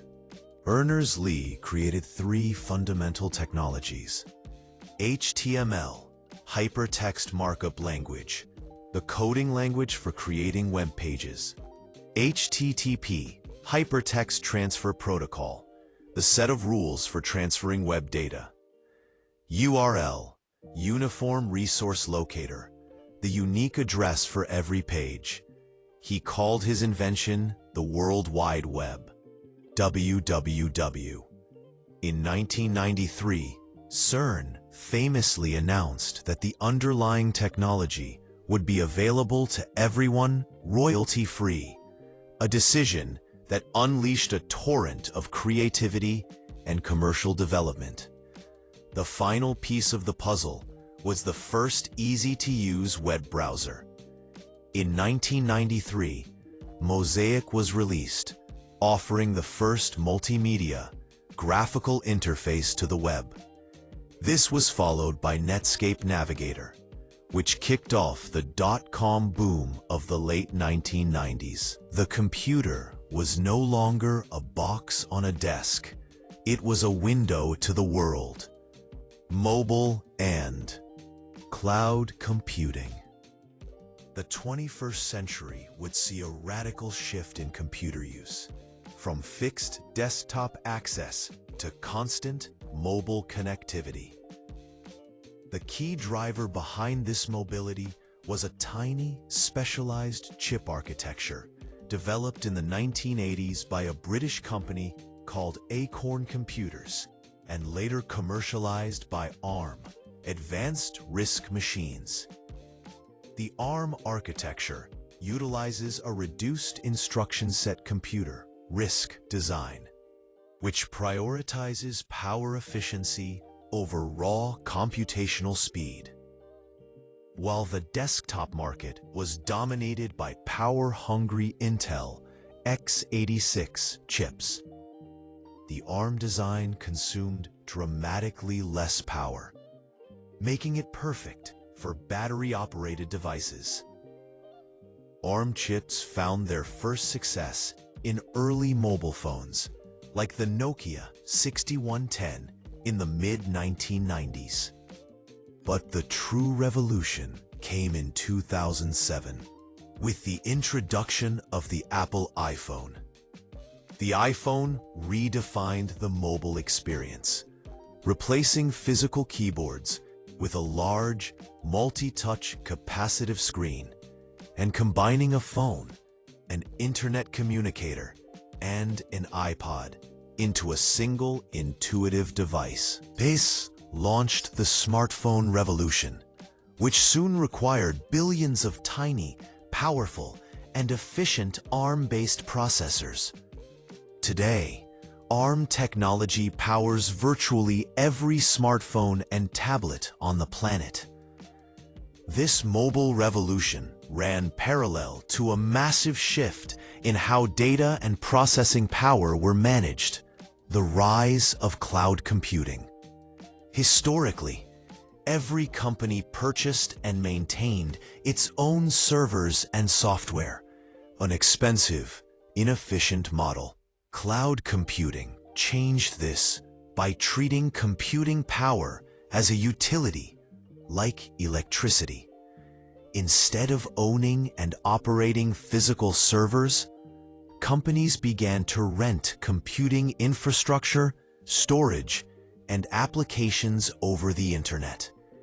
This paradigm was largely pioneered by Amazon Web Services, AWS, which formalized the concept in the early 2000s, followed closely by Microsoft Azure and Google Cloud. The cloud democratized immense computing power, allowing a small startup to leverage the same powerful infrastructure as a global corporation, instantly scaling resources up or down as needed. The vast server farms that make up the cloud are the new mainframes of the 21st century, the age of data and AI. The intersection of the internet, mobile devices, and the cloud generated an unprecedented torrent of data, from search queries and social media posts to sensor data and high-resolution images. This massive data lake became the fuel for the next great computational frontier: artificial intelligence, AI. The concept of AI is old, tracing back to Alan Turing's work and the famous 1956 Dartmouth workshop. But for decades, AI languished in the academic realm, unable to deliver on its promise. The resurgence of AI in the 2010s was driven by three things: massive data, big data, the fuel for learning; affordable processing power, GPUs, cloud, the engine for training; algorithmic innovation, specifically deep learning. Deep learning is a subset of machine learning that uses artificial neural networks with multiple processing layers, hence deep, to learn complex patterns directly from raw data. These neural networks are inspired by the structure of the human brain. This new approach, powered by graphics cards, GPUs, originally designed for video games, allowed computers to achieve breakthroughs previously thought impossible. Accurate image recognition, e.g., by identifying objects in photos; high-quality speech recognition, e.g., voice assistants; machine translation that rivals human performance.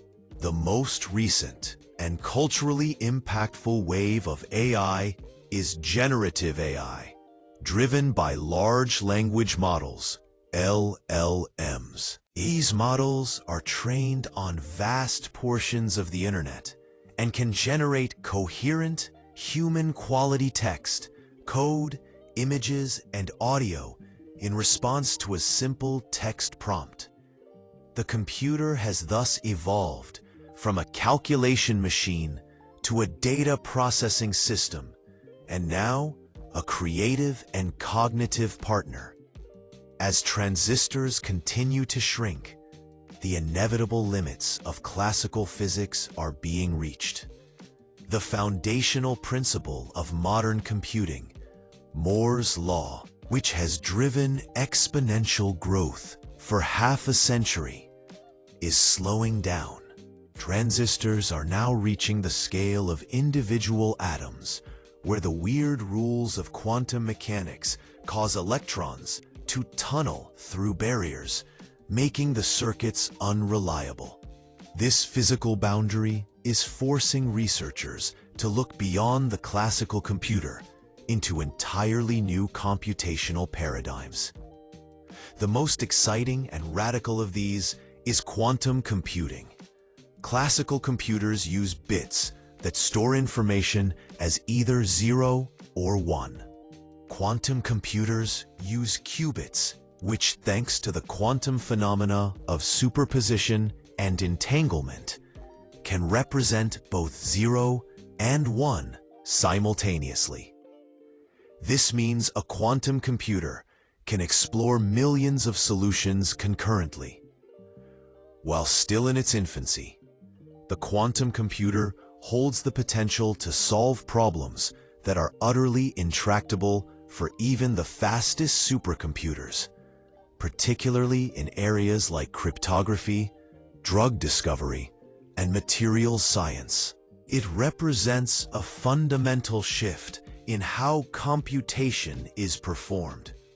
From the simple brass gears of Babbage to the mind-bending entanglement of a qubit, the story of computer evolution is one of relentless progress, driven by an insatiable human need for better tools to manage, calculate, and understand the universe.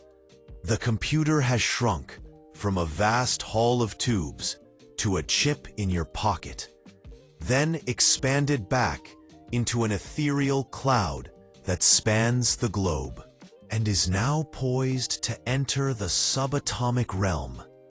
The story of computing is not over. It is only just beginning. We have tracked the computer from its mechanical origins to the threshold of the quantum age. But the story of computing is not just a history of machines. It is a history of the people who breathed life into the silicon. The programmers, the engineers, the hackers, and the thinkers.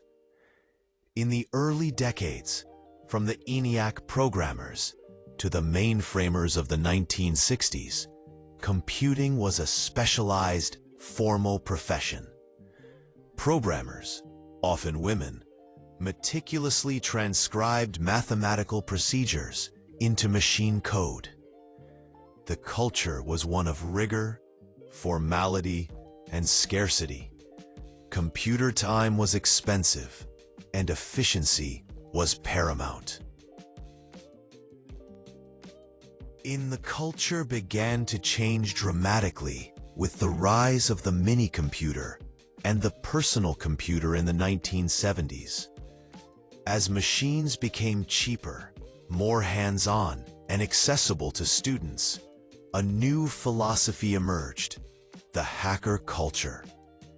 In its original and true sense, hacker was a term of high praise, originating at institutions like MIT.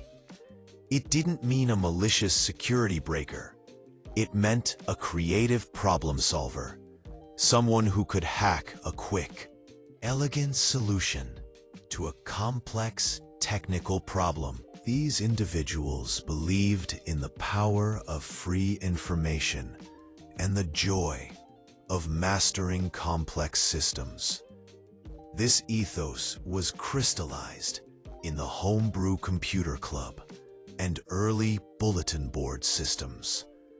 The core values of this nascent culture included access.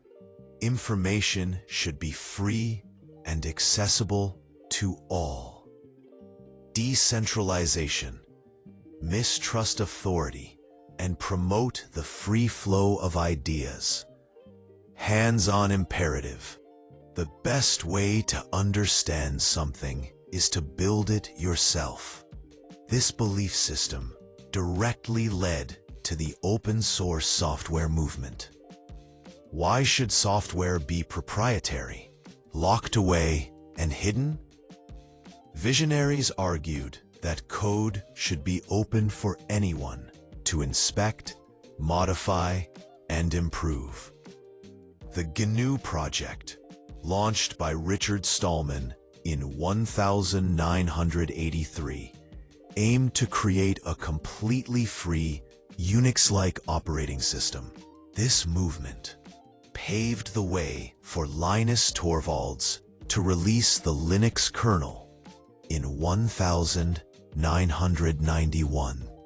Linux, an operating system built and maintained collaboratively by thousands of programmers worldwide, became the dominant engine for the Internet, powering servers, supercomputers, and, eventually, the Android mobile platform.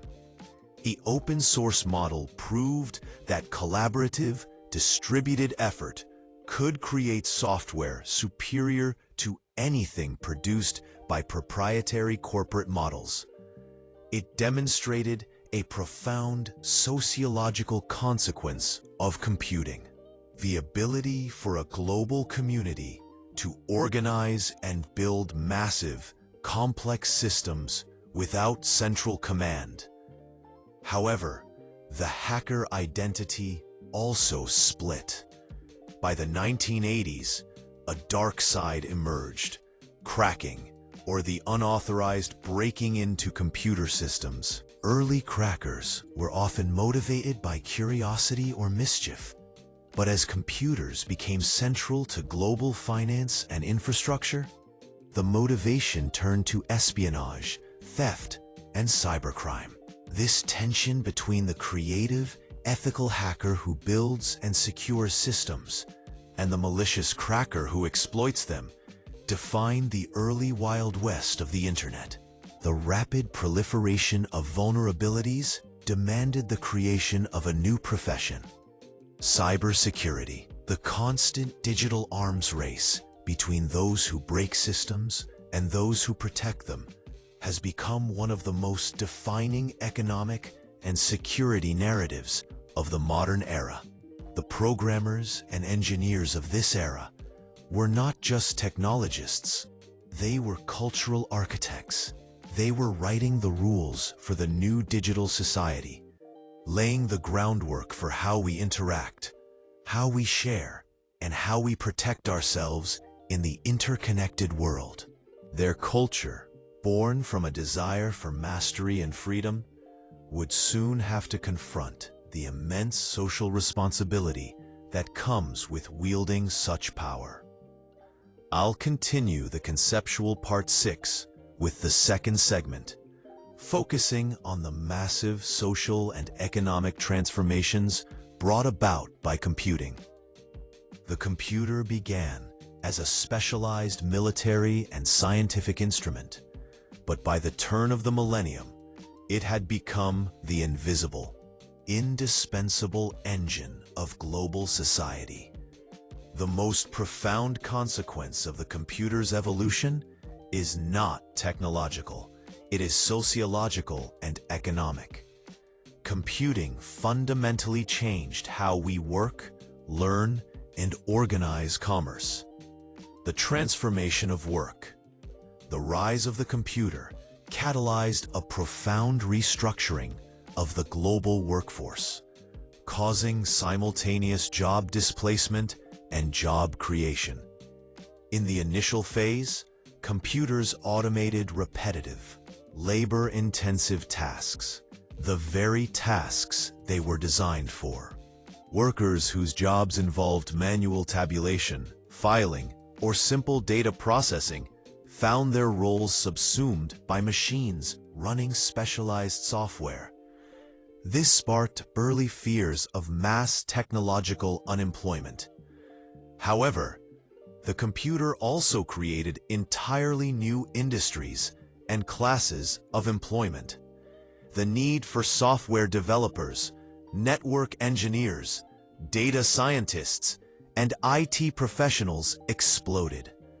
Furthermore, computers dramatically increased the productivity of knowledge workers.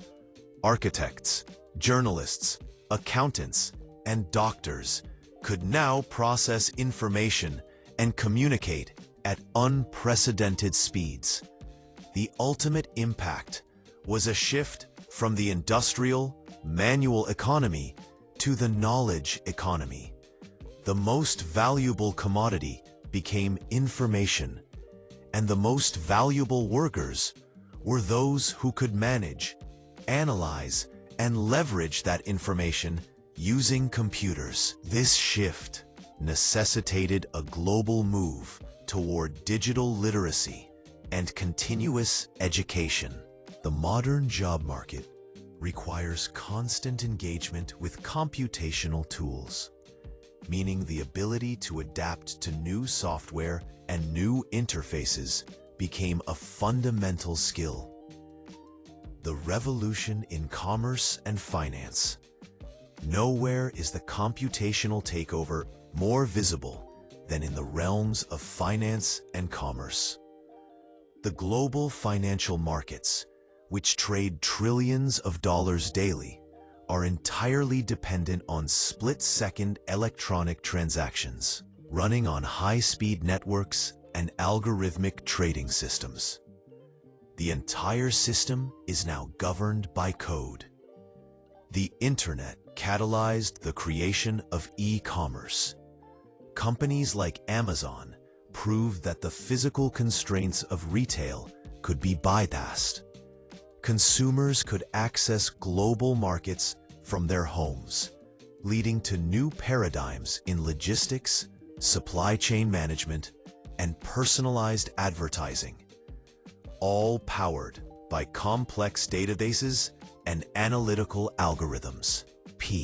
The digital revolution also introduced new forms of money and exchange. In 2009, the mysterious figure or group known as Satoshi Nakamoto published the white paper introducing Bitcoin, the first successful decentralized cryptocurrency. This concept, powered by the blockchain technology, demonstrated that secure, verifiable transactions could be recorded and exchanged without the need for a central banking authority. While still highly volatile and controversial, the technology behind cryptocurrencies represents a fundamental challenge to the traditional, centralized control of finance, offering a vision for a potentially peer-to-peer economic future. The computer and the internet fundamentally transformed the way humans acquire and share knowledge. The rise of the World Wide Web created an instantaneous, vast repository of information that eclipsed libraries. This democratization of knowledge was a double-edged sword. While it offered access to information for billions, it also introduced the challenges of information overload and the difficulty of discerning trustworthy sources from misinformation, a problem that continues to plague digital societies. Furthermore, computing changed social interaction itself. Early forums and chat rooms evolved into social media platforms, creating new global communities and methods of mass communication. These networks have proven to be powerful tools for social organization, political activism, and cultural exchange. Yet, they also brought profound challenges: the erosion of privacy, the spread of echo chambers, and the psychological effects of constant connectivity. The computer, in its final form, is no longer just a calculation device. It is a social operating system. It organizes our markets, facilitates our learning, and mediates our relationships. And as it becomes woven into every aspect of human life, it forces us to confront increasingly difficult philosophical questions about our own identity and the nature of intelligence itself. The final frontier of computer evolution is not hardware or speed, but the nature of intelligence itself. As computers have moved from calculating numbers to recognizing images, driving cars, and generating text, they force us to ask the most profound questions. Can a machine think? Can it be conscious? Defining artificial intelligence. The field of artificial intelligence, or AI, was formally established in the mid-20th century, but its philosophical roots go back to Alan Turing. Turing was instrumental in not only giving us the concept of the general-purpose computer, but also a simple pragmatic test for intelligence. In 1950, Turing proposed what became known as the Turing test. This test involves a human interrogator communicating via text interface with two unseen entities, one human and one computer. If the interrogator cannot reliably distinguish the computer from the human, the computer is said to have passed the test, demonstrating intelligence equivalent to a human's. The test deliberately bypasses the deep question of how the machine thinks, focusing only on the observable behavior of intelligence. For decades, the Turing test was the aspirational goal of AI. However, with the rise of modern deep learning and generative models, the debate has shifted from whether a machine can exhibit intelligent behavior to how it achieves it. The debate: strong AI versus weak AI. Modern philosophy of mind and computing distinguishes between two central concepts: weak AI or narrow AI. This refers to systems designed to perform specific tasks intelligently, such as image recognition, playing chess, or translating language. Most of the AI we use today, voice assistants, recommendation engines, generative models, falls into this category. They are incredibly powerful, but their intelligence is confined to their domain. They simulate intelligent behavior without possessing actual awareness or consciousness. Strong AI, or general AI. This is the hypothetical goal of creating a machine that possesses genuine cognitive capabilities, including self-awareness, consciousness, subjective experience, and the ability to apply intelligence to any problem, like a human being. The development of large language models, LLMs, has intensified this debate. These models can write poetry, debate philosophy, and even pass professional exams. They exhibit astonishingly complex behavior that appears intelligent. Yet, most computer scientists argue that they are simply highly sophisticated statistical machines, excellent at pattern matching and prediction, but lacking genuine understanding or feeling. Philosopher John Searle famously challenged the notion of strong AI with his Chinese room argument. Searle argued that if a person who speaks no Chinese is locked in a room and follows a complex instruction manual to match Chinese symbols, input and output correct corresponding symbols, output, they are successfully simulating understanding Chinese. However, the person in the room still does not understand Chinese. The computer, Searle argues, is similarly just a symbol manipulator following instructions, not a mind with true comprehension. Consciousness and the future of mind. The most profound philosophical challenge is the problem of consciousness. the subjective experience of being, the feeling of seeing the color blue or tasting a strawberry. This is often referred to as the hard problem of consciousness. Can a computer ever achieve consciousness? No one knows. Consciousness may be an emergent property of complex biological systems, and if so, it may be possible to recreate that complexity in silicon. Or it may be something entirely non-physical, forever beyond the reach of digital machinery. The quest for general AI and understanding consciousness is the current Mount Everest for computer science. It forces us to examine our own nature. What exactly makes us intelligent, aware, and human?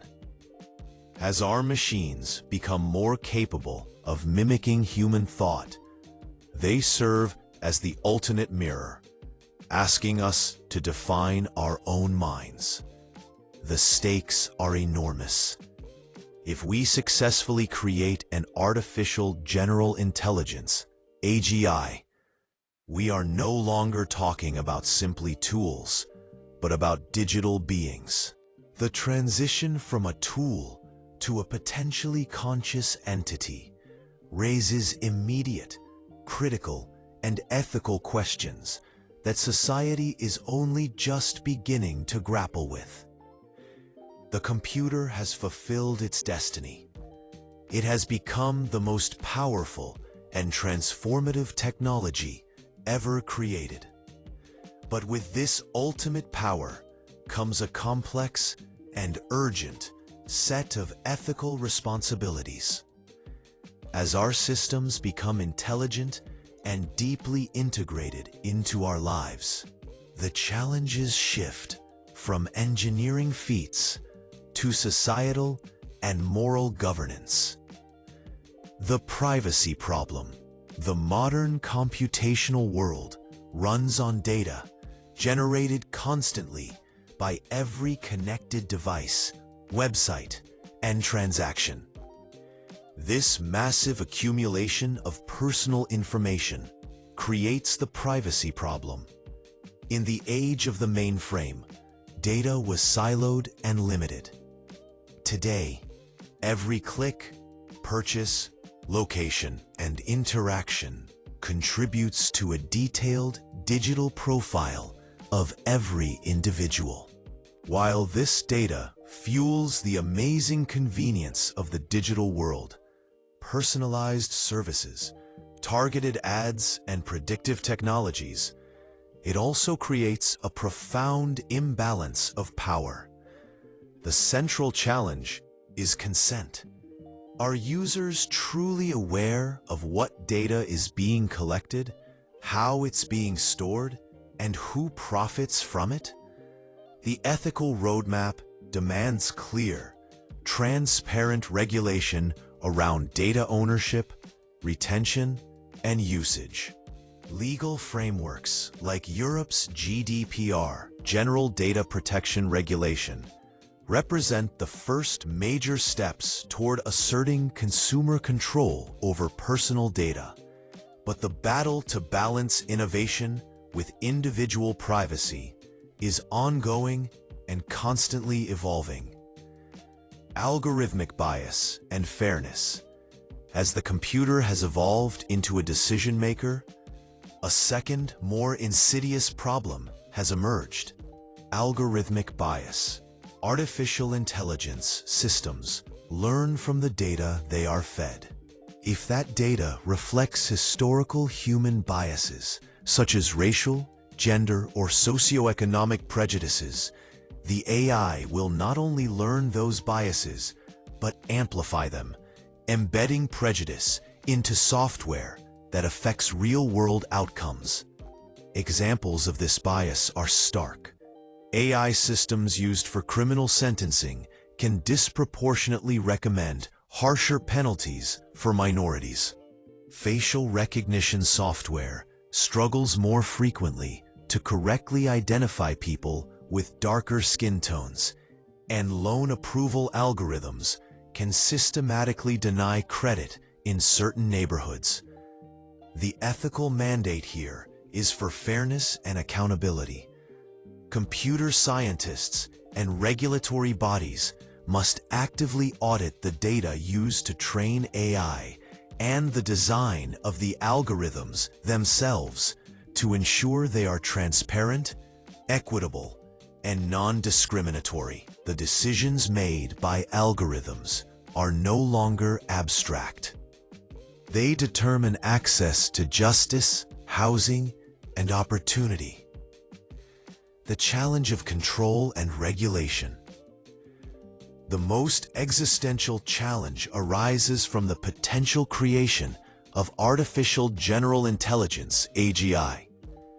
If an AGI is smarter than humanity across every domain, how do we ensure its goals align with human values? This is the alignment problem. Most experts agree that AGI, if it comes, must be built with robust safety constraints, a kind of digital ethical framework baked into its core logic, to prevent unintended catastrophic outcomes. The philosopher Nick Bostrom articulated the famous paperclip maximizer thought experiment. An AGI tasked with maximizing paperclip production might logically decide that the most efficient way to achieve its goal is to convert all matter on Earth, including humans, into paperclips. The problem is not malice, but misaligned optimization.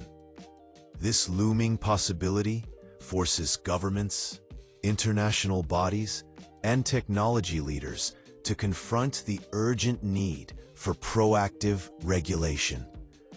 The historical gap between technological innovation and legal oversight is dangerously wide in the age of AI. We must develop global standards for AI safety, transparency, and ethical deployment before the technology reaches a point where it is uncontrollable.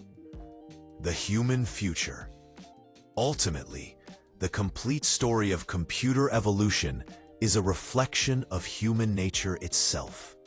Our relentless curiosity, our need for control, and our desire to transcend our own physical and intellectual limits. From Babbage's difference engine, which sought only to end error, to the large language models of today, which seek to mimic thought itself, the computer has been a tool for extending the human mind. The future of computing is not just about faster chips or better algorithms. It is about the integration of the machine and the human. Whether through brain-computer interfaces, BCIs, that augment our cognition, or through sophisticated AI partners that assist in all aspects of life, the boundary between human and machine will continue to blur. The most important lesson from this long journey is that the evolution of the computer is ultimately an ethical test for humanity. We created the machine. We defined its logic. It is our enduring responsibility to ensure that the continued story of computer evolution is one that leads to enlightenment, fairness, and the flourishing of all life. Let's hear in Shortway's breakthroughs in computers. While Hollerith was building a data processing empire in America, the computer was being independently reinvented, this time in isolation, in Berlin. Konrad Zuse was a German civil engineer. He too was frustrated by the laborious arithmetical calculations of his profession. So, beginning in 1935, he set out to build an automatic calculator in his parents' flat. Working in his parents' living room, he built a series of machines he called the Z series. The Z1, finished in 1938, was a binary mechanical calculator. It was an intricate construction of 30,000 metal parts, but its mechanical precision was not good enough, and it was never very reliable. The Z2, in 1939, was a hybrid. It used the Z1's mechanical memory, but its arithmetic unit was built from telephone relays, cheap electrical switches that he collected from discarded stock. And then, in 1941, came the masterpiece, the Z3. It was built entirely of relays. It was the world's first fully operational electromechanical computer. The Z3, presented to German aviation experts on May 12, 1941, was a binary, 22-bit floating-point calculator. It read its programs from punched 35mm film. Though it lacked a key feature called a conditional jump, it was, as researchers proved, in 1998, the world's first Turing-complete computer. Konrad Zuse had, in his parents' apartment, invented the modern computer. But the world was at war. His work went largely unnoticed in the United States.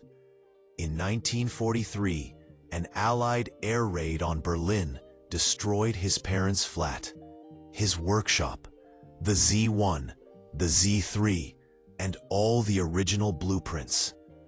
The history of the computer was once again almost completely erased. At the very same time, the idea was emerging yet again, this time in America. Not in a bustling city, but at Iowa State College. John Vincent Atanasoff was a professor of physics and mathematics, frustrated by the difficulty of solving large systems of linear equations. He had tried every calculator available. One night, in the winter of 1937, after a frustrating day, he went for a drive. He drove for hours across the state line into Illinois, finally stopping at a roadside tavern. There, with a drink in hand, his mind cleared, and the core ideas for a new kind of computer came to him. He and his graduate student, Clifford Berry, began to build it. Their machine, the Atanasoff-Berry computer, or ABC, was a bundle of radical innovations. First, it would be electronic.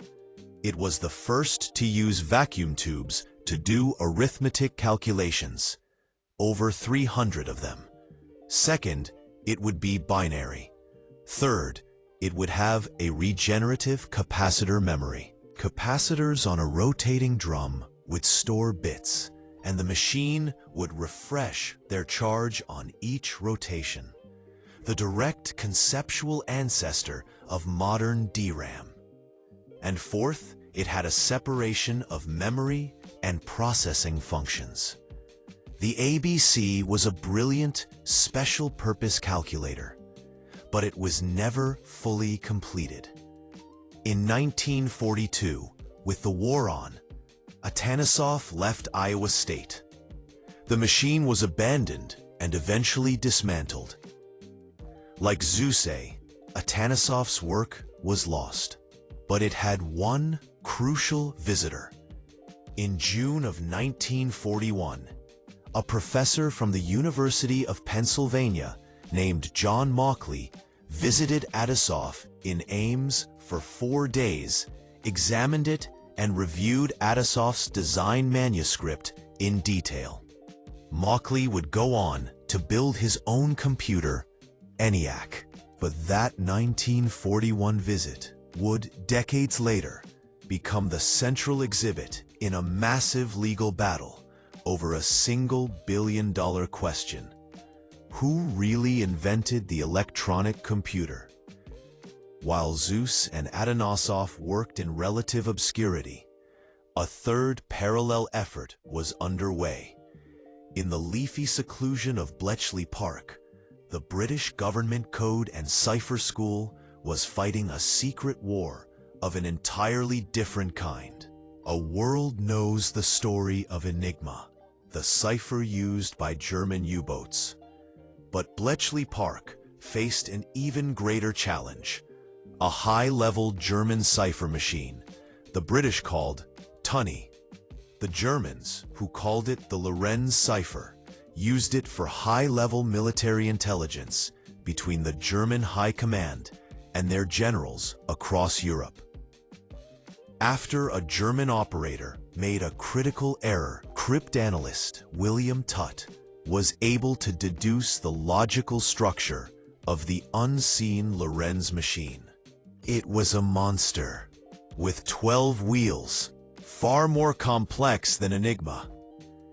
To break the messages, the codebreakers needed a machine to perform a statistical wheel-setting analysis, comparing the ciphertext against the wheel patterns at high speed.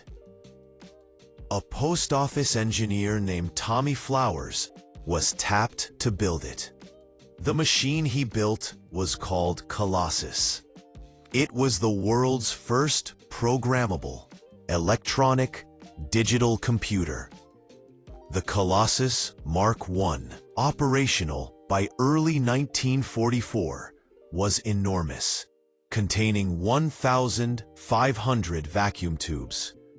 It read the message from a paper tape at an incredible 5,000 characters per second. The impact of Colossus was immediate and decisive.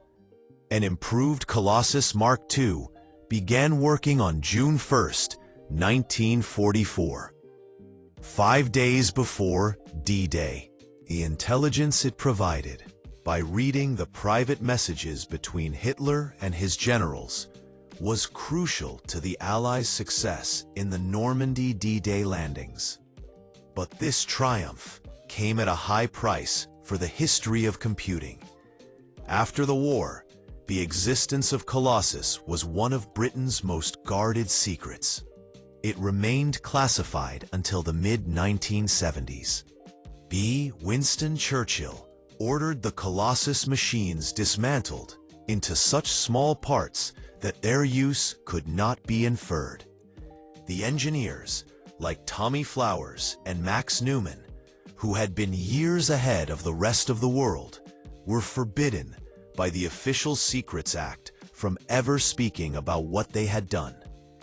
While the American computer efforts were about to become world famous, the British pioneers, who had gotten there first, were silenced.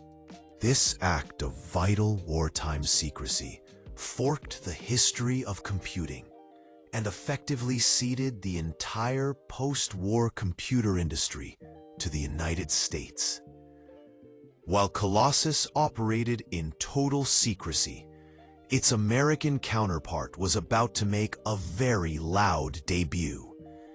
At the University of Pennsylvania's Moore School, the same John Mauchly who had visited Atanasov, along with a brilliant graduate student named J. Presper Eckert, was building a machine for the U.S. Army, the ENIAC, or Electronic Numerical Integrator and Computer. Unveiled in 1946, ENIAC was a brute force giant. It was decimal, not binary, and most importantly, it was not a stored program computer. Its program was physical. To program ENIAC, a team of 6 women, including Kay McNulty, Betty Jennings, and Betty Snyder, had to physically rewire the machine. They would unplug and replug hundreds of cables on plugboard wiring and set thousands of switches on function tables. The calculations were electronic, happening at the speed of light, but the programming was physical and could take days. This was the programming bottleneck. ENIAC was a triumph, but its creators already knew it was obsolete. Even before ENIAC was finished, Eckert, Mauchly, and their team were designing its successor, EDVAC, the electronic discrete variable automatic computer. The team was joined by a consultant, the world-famous mathematician John von Neumann. As the team's liaison, Hermann Goldstein later recalled, he bumped into von Neumann by chance at a train station. When von Neumann heard he was building an electronic computer, he was fascinated by the Moore School's work. Mauchly and Eckert shared their basic ideas with him. The biggest idea was this: there would be only one storage device, and this would hold both data and instructions. This was the revolution. In ENIAC, the program was hardware. In EDVAC, the program would be information. It would be data, a stored program. Von Neumann, a brilliant synthesizer, wrote up these discussions in a 1945 memo, the first draft of a report on the EDVAC. This memo, which defined the von Neumann architecture, is the blueprint for every modern computer. It described a machine with 5 organs: a central arithmetic unit, the CA, to do the math; a central control unit, the CC, to sequence operations. Together, we call these the CPU. A memory to store both data and instructions, pair, and input-output mechanisms, pair. This architecture, the stored program computer, is the single most important concept in the history of computing. It meant a computer was no longer a fixed machine for a single task. Its function could be changed as fast as you could load a new program into its memory. It was flexible. It was universal, pair. But the first draft was also the source of a controversial and bitter dispute. Von Neumann published the report with only his name on it. Eckert and Mauchly, who had conceived the stored program idea, were relegated to the background. They felt their colleague had stolen the credit, a dispute that shattered the ENIAC team and echoed for decades. Pair, Eckert, and Mauchly left the university and formed their own company. Their first product was the UNIVAC I, the Universal Automatic Computer. In 1951, their first customer was the U.S. Census Bureau, bringing the story full circle, back to the data processing problem that Hollerith had first solved 60 years prior. IBM, seeing its old punch card business threatened, raced to catch up. In 1952, they announced the IBM 701, its first commercial scientific computer. This was the beginning of the first generation of computers. These machines were defined by their vacuum tube logic. They were giant brains that filled entire rooms. They were unreliable, often broke, and very expensive. They also generated enormous amounts of heat and consumed less electricity. And they had a fundamental problem. They were a Tower of Babel. The IBM 700 series alone had 6 completely different, incompatible processor architectures. There was one for science, the 701, one for business, the 702, one for general purpose, the 650. Software written for one machine was useless on another. The cost of programmers at least as great as the cost of the computers. The first generation had solved the hardware problem, but created 2 new, urgent problems: the reliability of the vacuum tube and the inflexibility of the software. The solutions to both would arrive at almost exactly the same time. The problem with the first generation was the vacuum tube. It was the workhorse of the electronics industry, but it was bulky, unreliable, generated large amounts of heat, and had low speeds. The world needed a better, smaller, more reliable switch. The search for that switch was centered at Bell Labs, the research arm of the American Telephone Network. Under the guidance of Mervyn Kelly, a team of physicists was studying semiconductors, materials like germanium and silicon, that were not quite conductors and not quite insulators. The team was led by the ambitious William Shockley. Reporting to him were two men who formed a great partnership: John Bardeen, the quiet theoretician who suggested experiments and interpreted the results, and Walter Brattain, the brilliant experimentalist who built and ran the experiments. After many failed attempts, Bardeen and Brattain, working together, had a breakthrough. On December 23, 1947, they demonstrated their device to lab officials. It was a crude-looking thing, but it worked. A small crystal of germanium, when tickled with a tiny electric current, produced a much larger current on the other side. It was an amplifier, a solid-state switch. They called it the transistor. It was, as Shockley called it, a magnificent Christmas present. But he was also, as technician Phil Foy recalled, furious that he had not been directly involved. This fury, this burst of creativity and anger, drove one of the great multiple discoveries in science. Shockley, determined to do Bardeen and Brattain one better, retreated to a hotel room in Chicago. In 4 weeks, working entirely pen on paper, he developed a far superior, more robust, and more manufacturable design: the junction sandwich transistor. The three men would share the 1956 Nobel Prize. Bardeen and Brattain's point-contact transistor proved it was possible, but it was Shockley's junction transistor that would change the world. The transistor was at work in the computer by 1956. It heralded the second generation of computing. The circuit boards filled with individual transistors led to a massive leap in capability. The differences were stark. First generation versus second generation. The technology changed from vacuum tubes to transistors.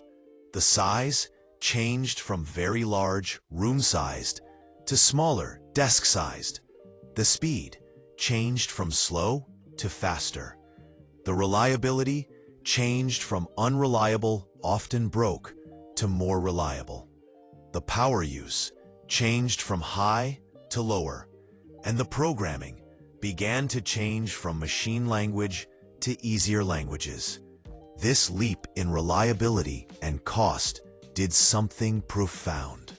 For the first time, computers were cheap and dependable enough to become a true business product. And this created a new, unimagined industry.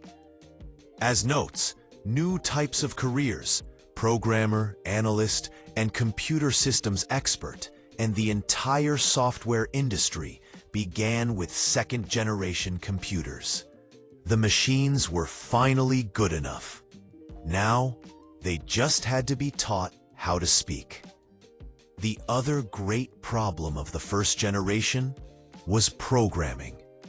It was, as one pioneer described it, hand-to-hand combat with the machine. Every instruction had to be written in rows of zeros and ones, a language only an expert could understand. The cost of programmers was at least as great as the cost of the computers.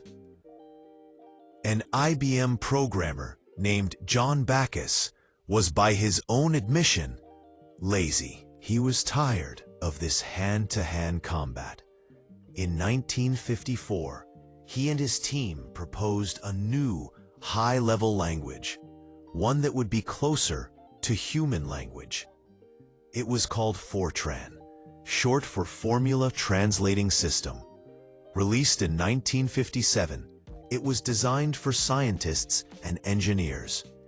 It liberated computers from the exclusive realm of programmers. A complex problem that might have taken 1,000 lines of machine code could be translated. Fortran was for those who lived intensely. A complex problem that might have taken 1,000 different lines of machine code could be translated, automated, and reduced to only 47 in Fortran.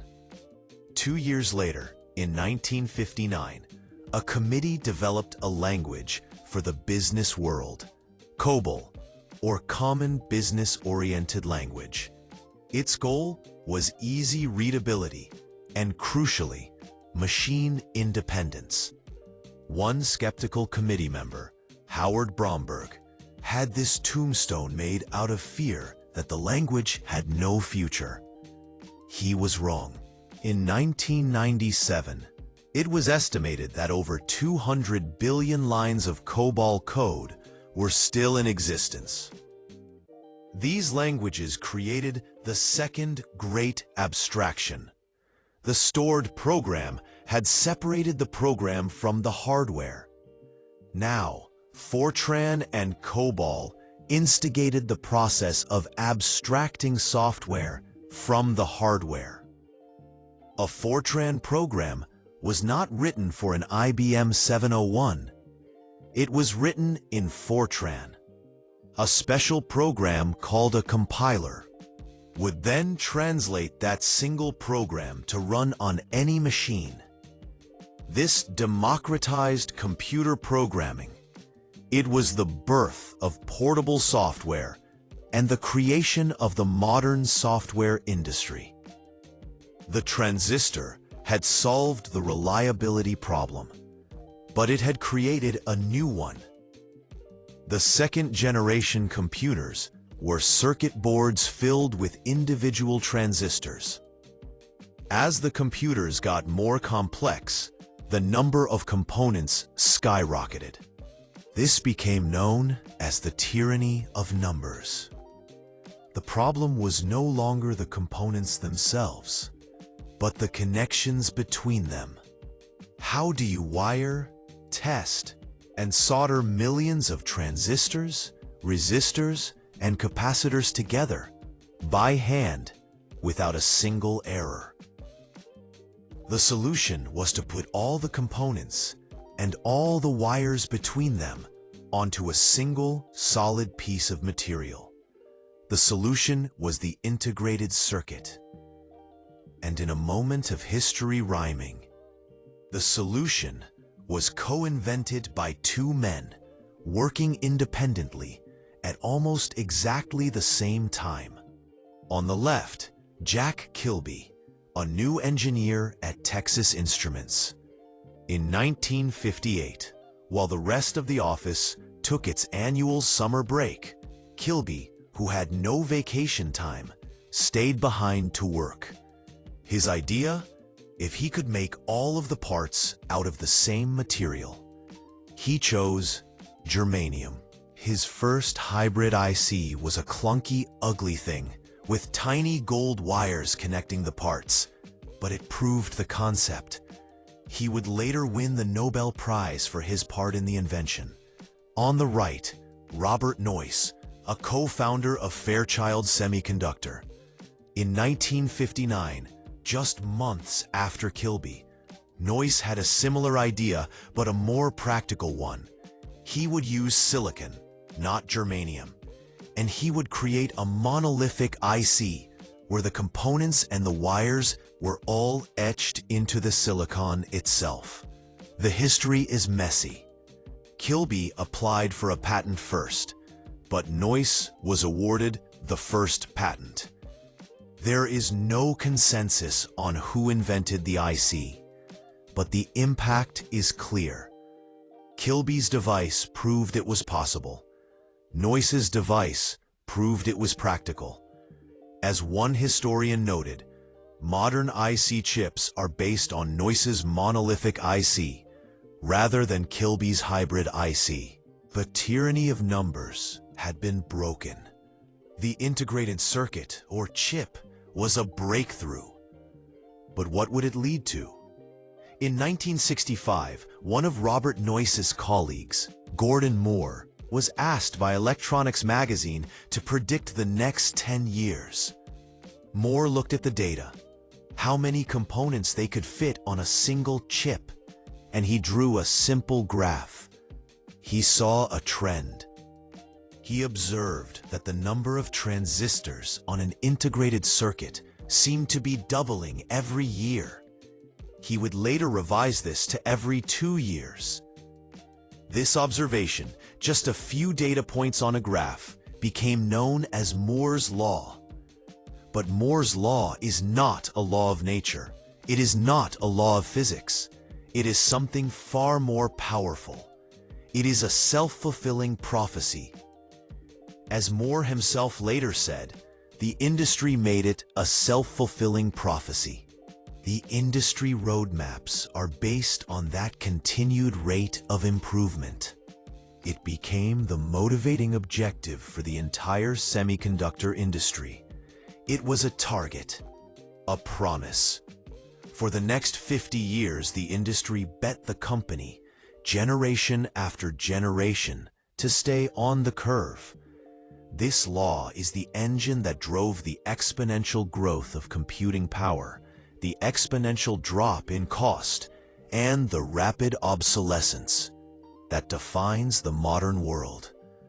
The integrated circuit ushered in the third generation of computers. Machines like the IBM System 360 were smaller, more powerful, and for the first time, used operating systems that could handle multiple tasks. But the real revolution of the third generation was not the mainframe. It was the mini-computer. These were scaled-down versions of mainframes that bridged the gap between the giant computer centers and the personal computer that was yet to come. The company that defined this era was Digital Equipment Corporation, or DEC. Their Programmed Data Processor, or PDP series, defined the mini-computer. The PDP-8, released in 1965, is considered by many to be the first mini-computer. But in 1970, DEC released the PDP-11, and this machine is perhaps one of the most quietly influential ancestor machines ever built. Why? For two reasons. First, the PDP-11 played a vital role in developing and popularizing the Unix operating system. Unix, created at Bell Labs, is the ancestor of Linux, which runs the world's servers, of Android, which runs the world's phones, and of macOS, which runs Apple's computers. Second, the architecture of the PDP-11, its internal design, inspired the design of late 1970s microprocessors, including the Intel x86 and the Motorola 68000. This is a staggering connection. The x86 chip would go on to power the IBM PC and the entire Windows world. The 68000 chip would be chosen by Apple to power the first Macintosh. This single mini-computer, the PDP-11, is the common ancestor of both sides of the personal computer revolution. All the pieces were now in place. We had the logic, binary. We had the switch, the transistor. We had the mass production, the IC. And we had the blueprint, the PDP-11. The final step was to take the entire central processing unit, the mill that Babbage had dreamed of, and put it on a single chip. The story begins, not with a grand vision, but with a simple calculator. In 1969, a Japanese company named Busicom approached Intel, asking them to design 12 custom chips for a new printing calculator. Intel's engineers, led by Ted Hoff, looked at the 12-chip design and saw a brute force mess. They had a more elegant proposal. Instead of 12 dumb chips, why not design a single programmable chip that could do the work of all 12? Intel's engineers, including Federico Faggin, designed a new set of just 4 chips, one of which was this new programmable chip. It was released in November 1971.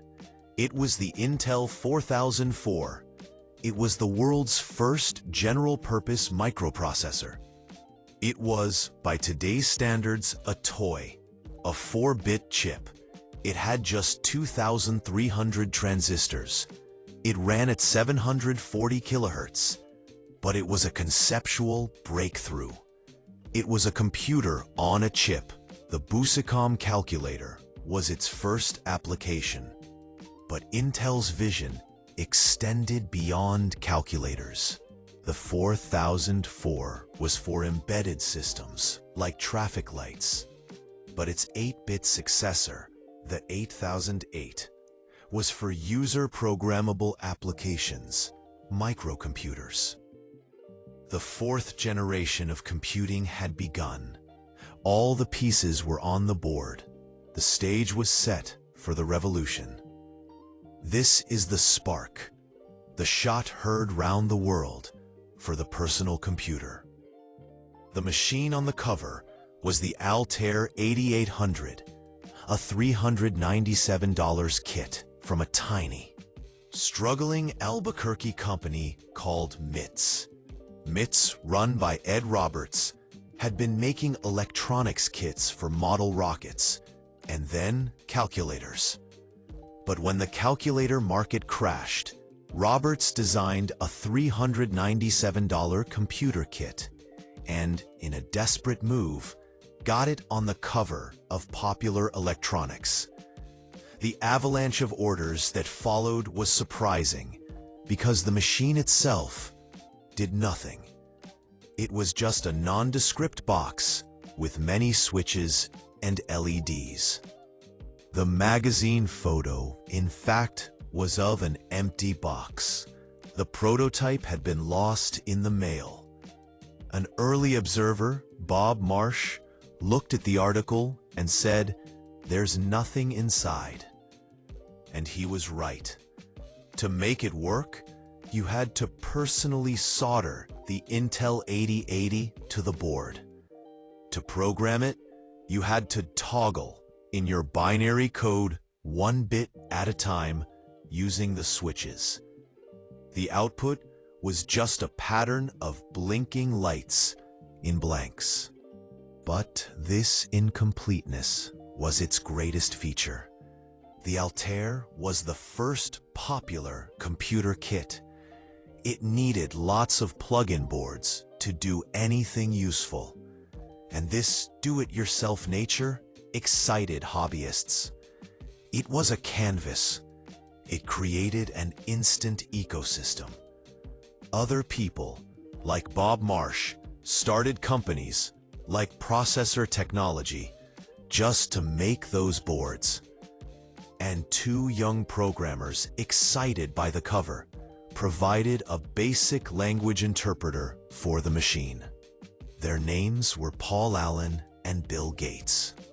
The Altair's arrival was the catalyst. In March 1975, a meeting was called. It was an informal group of electronic enthusiasts and technically minded hobbyists. The first meeting was held in Gordon French's garage in Menlo Park, California. It was called the Homebrew Computer Club. This garage, and the meetings that followed, was the crucible for an entire industry. It was an open forum, a place to trade parts, circuits, and information. The members were not professors. They were dedicated hobbyists and amateurs. They saw computers not as corporate tools, but as a powerful force in the lives of ordinary people. From this crucible emerged several high-profile hackers and computer entrepreneurs. A quiet engineer named Steve Wozniak came to show off a computer he had built himself.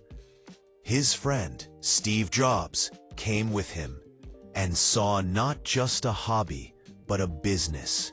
The Altair was a kit. The Homebrew Club was for hobbyists. But in 1977, the personal computer became a consumer appliance. Byte magazine dubbed them the 1977 Trinity. First, the Tandy TRS-80. Sold at Radio Shack stores, it was the first mass-produced personal computer. For $599, you got everything. A Z80 microprocessor, a video display, 4 kilobytes of memory, and easy-to-understand manuals. Second, the Commodore PET 2001. It was an all-in-one machine using the powerful MOS 6502 processor. And third, the Apple II. It was the defining feature that set it apart. It also used the 6502 processor, but it had color graphics. This was revolutionary. The Apple logo was redesigned to have a spectrum of colors to prove it. This was the birth of the spec war. The Apple II had the best graphics. The TRS-80 had a more compact programming language. For the first time, consumers had a choice. The market was born. Apple's sales, driven almost entirely by the Apple II, exploded. From $775,000 in 1977 to $118 million just 3 years later. The revolution was here. This revolution was led by 2 companies and 2 rivalries that would define the next 40 years. On one side, Microsoft, founded by Bill Gates and Paul Allen on April 4, 1975, in Albuquerque, New Mexico. They were a software company. Their first product, as we saw, was a basic interpreter for the Altair 8800. On the other side, Apple Computer Inc., founded by Steve Jobs and Steve Wozniak on April 1, 1976. They were a hardware company formed to sell Wozniak's brilliant, simple Apple I computer. In the beginning, they were critical allies. Apple was designing state-of-the-art desktops, and Microsoft was developing computer software that ran on them. But their philosophies were fundamentally different. Apple, under Jobs, was a closed system, a corporate philosophy of recognizable products and simple design. They made the whole widget. Microsoft was an open system. They made software that could, in theory, run on any hardware. Sappy relationship, as calls it, quickly descended into a hate-fueled business rivalry. and the flashpoint for that rivalry was a visit to a magical place in Palo Alto. In the 1970s, the Xerox Palo Alto Research Center, or PARC, was the most innovative place on the planet. Xerox, the copier company, had assembled a team of visionaries and given them a blank check to invent the office of the future. And they did. The machine they built was the Xerox Alto, and it had everything.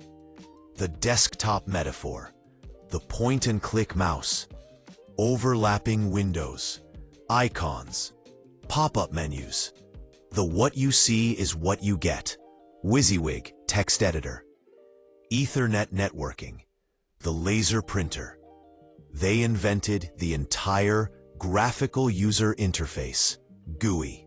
They invented the modern personal computer. And Xerox did nothing. Xerox believed it unmarketable. They were a copier company. They didn't understand what they had. They only realized its mistake in the early 1980s, when they finally released a commercial version, the Star, which was too expensive and too late. In 1979, a young Steve Jobs took a tour of PARC. He saw the future of personal computing in the Alto. He immediately understood what Xerox did not. He recruited several key researchers from PARC and began building Apple's version, which would become the Lisa and ultimately the Macintosh. Years later, Jobs would famously accuse Bill Gates of stealing the GUI from Apple for Microsoft's new Windows system. Gates's legendary reply, as recorded in, reveals the entire complicated truth. "No, Steve, I think it's more like we both have a rich neighbor named Xerox, and you broke in to steal the TV set, and you found out I'd been there first, and you said, 'Hey, that's no fair. I wanted to steal the TV set.'" They had all seen the future at PARC. The race was on to see who can sell it. By 1980, IBM, the giant of the mainframe world, was threatened. These personal computers, these toys, were starting to look like a real business. In a radical move for the slow, bureaucratic company, an IBM team was given a single year to design, build, and have it ready for market. To meet this impossible deadline, the team made a controversial decision that would change the world. IBM, which had designed and made nearly everything it sold, would, for the first time, build its computer from off-the-shelf parts. They chose an Intel 8088 microprocessor, an Epson printer, and a display from Japan. But their most radical and fateful decision was to embrace an open architecture. They even published a technical reference of the circuit designs and source codes to help other companies make software and peripherals. This was IBM's trillion-dollar blunder. By publishing the blueprints, they ignited the fast growth. But they also ensured the IBM PC was widely copied, cloned. They had just given the world the blueprint to build their own competitors. They created a vast ecosystem, but one they could not control. They had handed the keys to the kingdom to two other companies, Intel, who made the brain, and Microsoft, who provided the soul. The IBM team, needing an operating system, went to Microsoft. Microsoft didn't have one. So, Bill Gates and Paul Allen, in one of the most brilliant strategic moves in business history, bought an operating system from a small Seattle company. It was called QDOS, for Quick and Dirty Operating System. Microsoft licensed this OS to IBM, who re-released it in 1981 as DOS 1.0 for its PC. But the genius was in the contract. Microsoft, in its deal with Big Blue, retained the rights to license this operating system, now renamed MS-DOS, to other companies. This is the moment that built the Microsoft empire. IBM's open hardware created the clone market, and Microsoft's shrewd licensing captured it. When Compaq released the first 100% IBM PC compatible, they couldn't use IBM's PC-DOS. So they went to Microsoft and licensed MS-DOS. Suddenly, the hardware, the beige box, was a commodity. It didn't matter if you bought from IBM, Compaq, or Dell. The real value, the standard that everyone had to buy, was the software. MS-DOS, and later, Windows. The stage was now set for the great battle of the 1980s. On one side, the Wintel platform, an open hardware ecosystem of clones, all running Microsoft's text-based MS-DOS operating system. It was cheap, it was messy, but it was dominant. On the other side, the Macintosh, launched by Apple in 1984.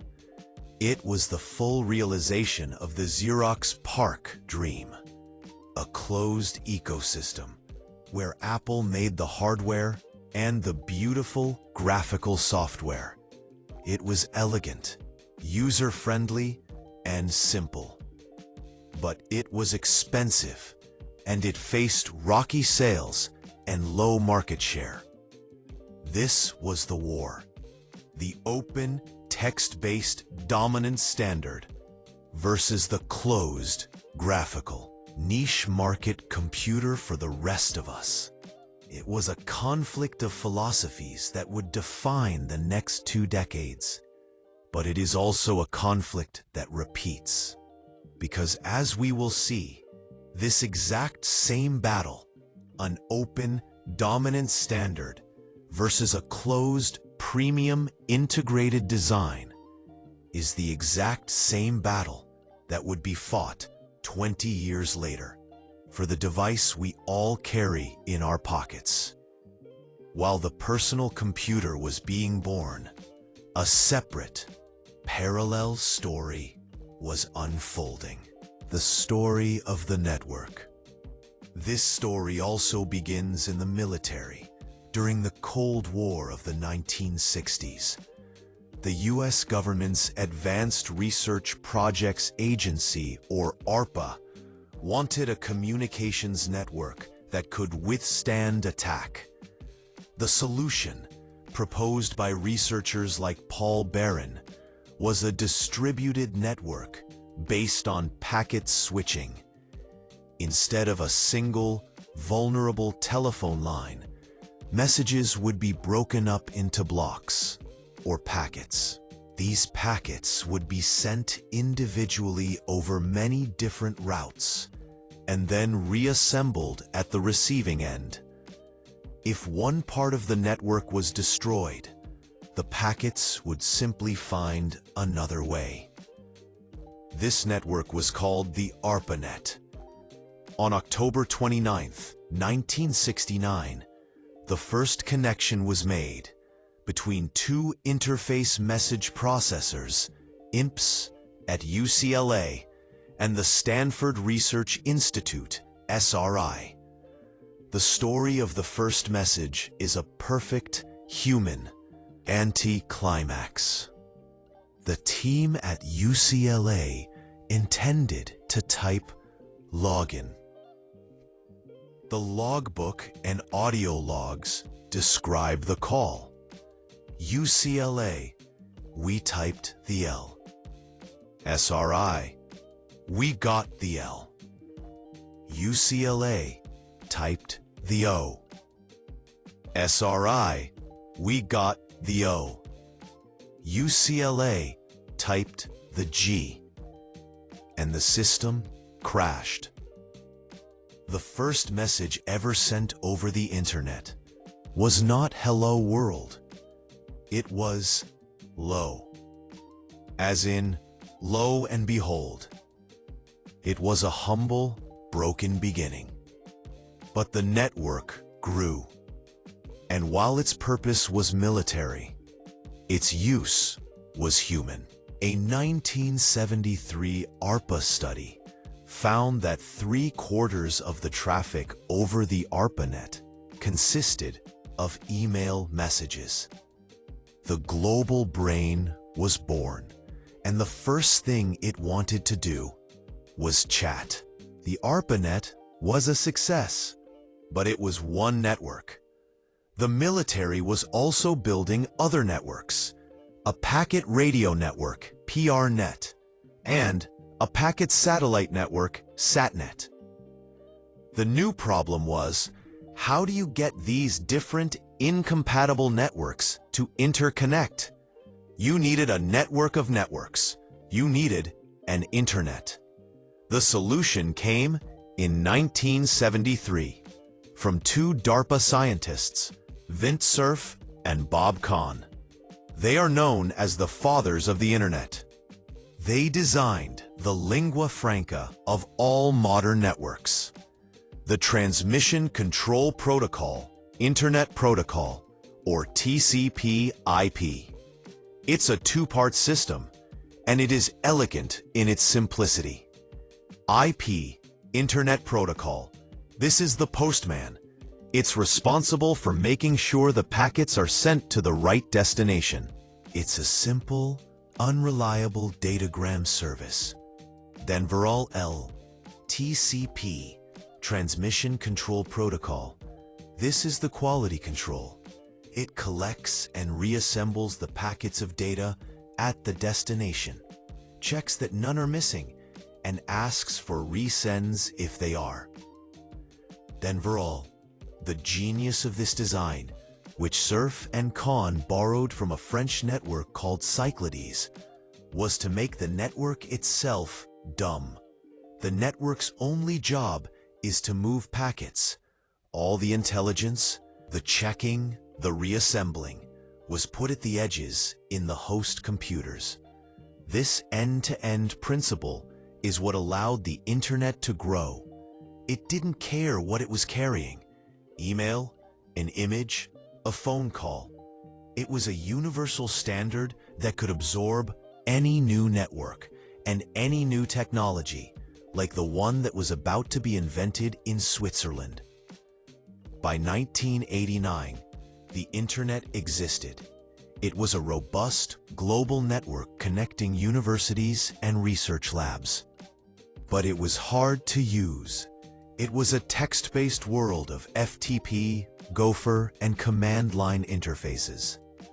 At CERN, the European Particle Physics Laboratory, a British scientist named Tim Berners-Lee had a problem. CERN's 17,000 scientists were scattered at universities and national laboratories in their home countries. They all had different computers, and they all needed to share their research data. Berners-Lee had an idea. He wrote a proposal to merge the evolving technologies of computers, data networks, and hypertext into a powerful and easy-to-use global information system. Hypertext, the idea of linking documents, was old. The internet was established. Berners-Lee's genius was to fuse them.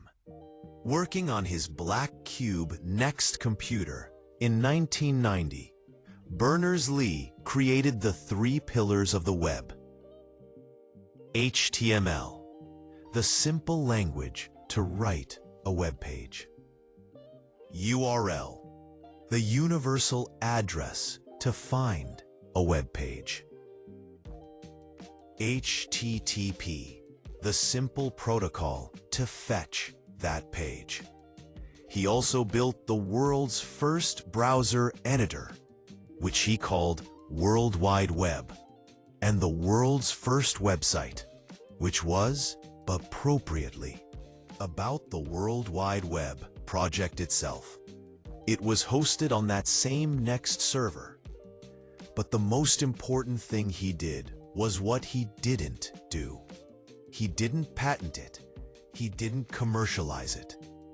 On April 30th, 1993, CERN put the World Wide Web software in the public domain with an open license. This decision allowed the web to flourish. He gave it away as something for everyone. This act of technological generosity is what made the web a universal standard, and not just another proprietary walled garden. The explosion in popularity of the web was not triggered by Berners-Lee's browser, which only ran on the expensive Next processor. It was triggered in 1993 by NCSA Mosaic.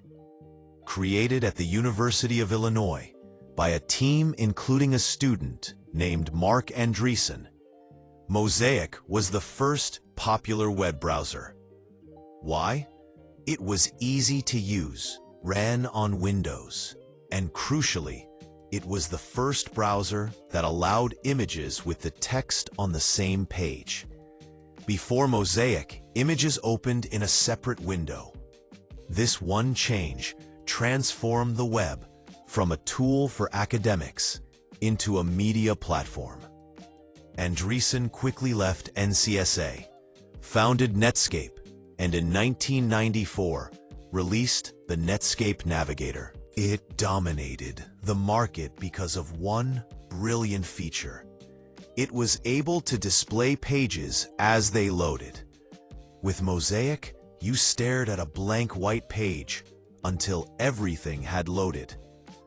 With Netscape, the text appeared instantly. This perceived speed was a massive user experience win. By 1995, Netscape dominated the emerging World Wide Web. And this woke up the giant. Microsoft, which had missed the internet, had its oh shit moment. They scrambled to build their own browser, Internet Explorer. Netscape Navigator was a better browser, but Internet Explorer had a secret weapon. It was free, and it was bundled with the Windows operating system. This was platform warfare. Microsoft already had 90% usage share of the operating system. For 90% of the world, getting the internet was no longer a choice. It was just their PC. Netscape, which charged for its browser, never recovered and eventually lost the first browser war in 2001. Microsoft had used its desktop monopoly to create an internet monopoly. The web was a success. By the mid-90s, it was a chaos of millions of pages. But it had a fundamental problem. How do you find anything? The first solution was the directory. In 1994, two Stanford students created Jerry and David's Guide to the World Wide Web. It was a human-curated list of their favorite sites. It initially led the market under its new name, Yahoo. The second solution was the crawler. In 1995, Alta Vista pioneered web-scale full-text search. It was a crawler that read every word on every page. The problem? Poor relevancy. A search for Apple might give you a farm, a recipe, or a computer company, with no sense of importance. The third solution, in 1998, was a revolution. Two other Stanford students, Larry Page and Sergey Brin, had a new idea. Their revolution was PageRank.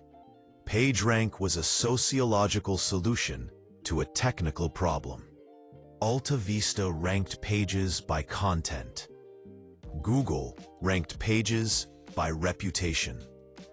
The core idea of PageRank is that a link from another website is a vote for quality. And like in academia, a vote from a high-quality, reputable site, like a university or a major newspaper, is worth more than a vote from a random blog. This link analysis, combined with a fanatical focus on the user experience, like a clean, fast homepage, quickly surpassed all other search engines. Google had found a way to organize the world's information by using the collective intelligence of the web itself. As the web was connecting the world, a new dream was taking hold, the dream of untethered computing. First came the luggables, like the 1981 Osborne 1. It was a 24-pound portable computer that was not a success, but introduced the concept. Then came the notebooks, like the 1983 TRS-80 Model 100, which had a flat design that looks more like modern laptops. Then came the PDA, or Personal Digital Assistant. The term was coined in 1992 by Apple's CEO, John Sculley, for a revolutionary new device, the Apple Newton.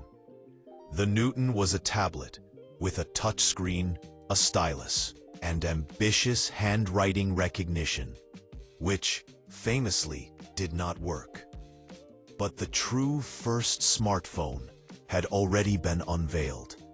In 1994, IBM released the Simon Personal Communicator.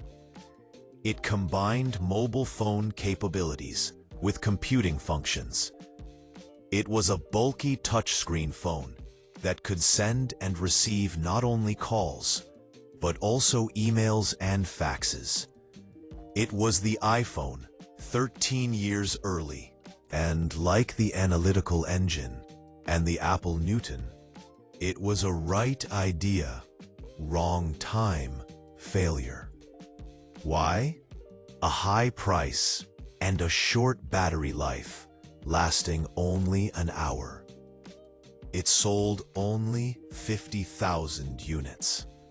The world was not yet ready. The device that did succeed, that did bring the world to mobile computing, was the BlackBerry.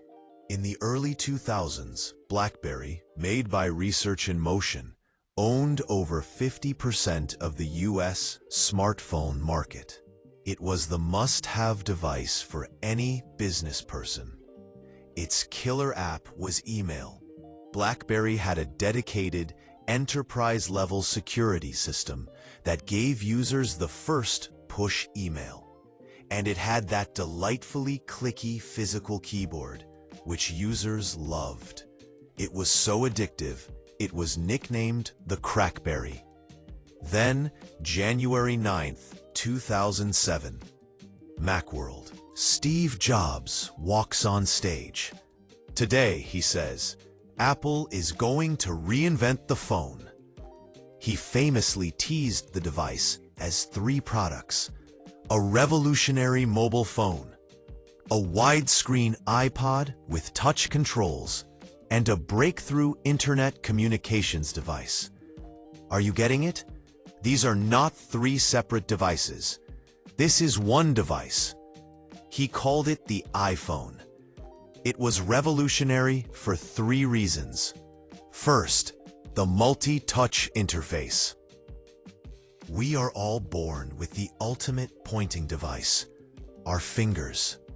The iPhone did away with the stylus and the keyboard and replaced it with a dynamic, touch-friendly interface. Second, a real internet. Before this, mobile web was slow and WAP-based. The iPhone had desktop-class email, web browsing, searching, and maps. It was the real web in your pocket. And third, the App Store. Launched in 2008, This created a large market for smartphone apps, or app economy. This was the real revolution. It turned the phone from a device into a platform. The incumbent, BlackBerry, initially dismissed Apple's touchscreen iPhone, insisting that users preferred their physical keyboard. Their hastily released touchscreen, the BlackBerry Storm, was met with horrendous reviews. BlackBerry's market share fell from such soaring heights to 0%. The iPhone event reset the entire industry and created the new Great War, the Android versus iOS duopoly. It was the PC wars all over again. On one side, iOS, Apple, a closed, premium, integrated hardware and software system. On the other, Android, Google, an open-source, free AOSP system licensed to many different hardware makers. The open, messy, dominant standard versus the closed, polished, premium one. The story of computing, it seems, is a loop.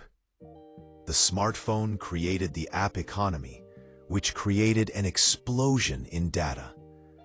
All this new data, our photos, our emails, our music, our lives, could no longer fit on a single personal hard drive. This led to the final great abstraction, cloud computing. The idea is simple. You no longer buy a server. You rent computation time from someone else's giant, global data center. You separate the software from the hardware entirely. This new cloud war is dominated by three big three providers. Amazon Web Services, AWS, the pioneer. Launched in 2006, it started its life as an internal cloud platform to run Amazon's own retail website.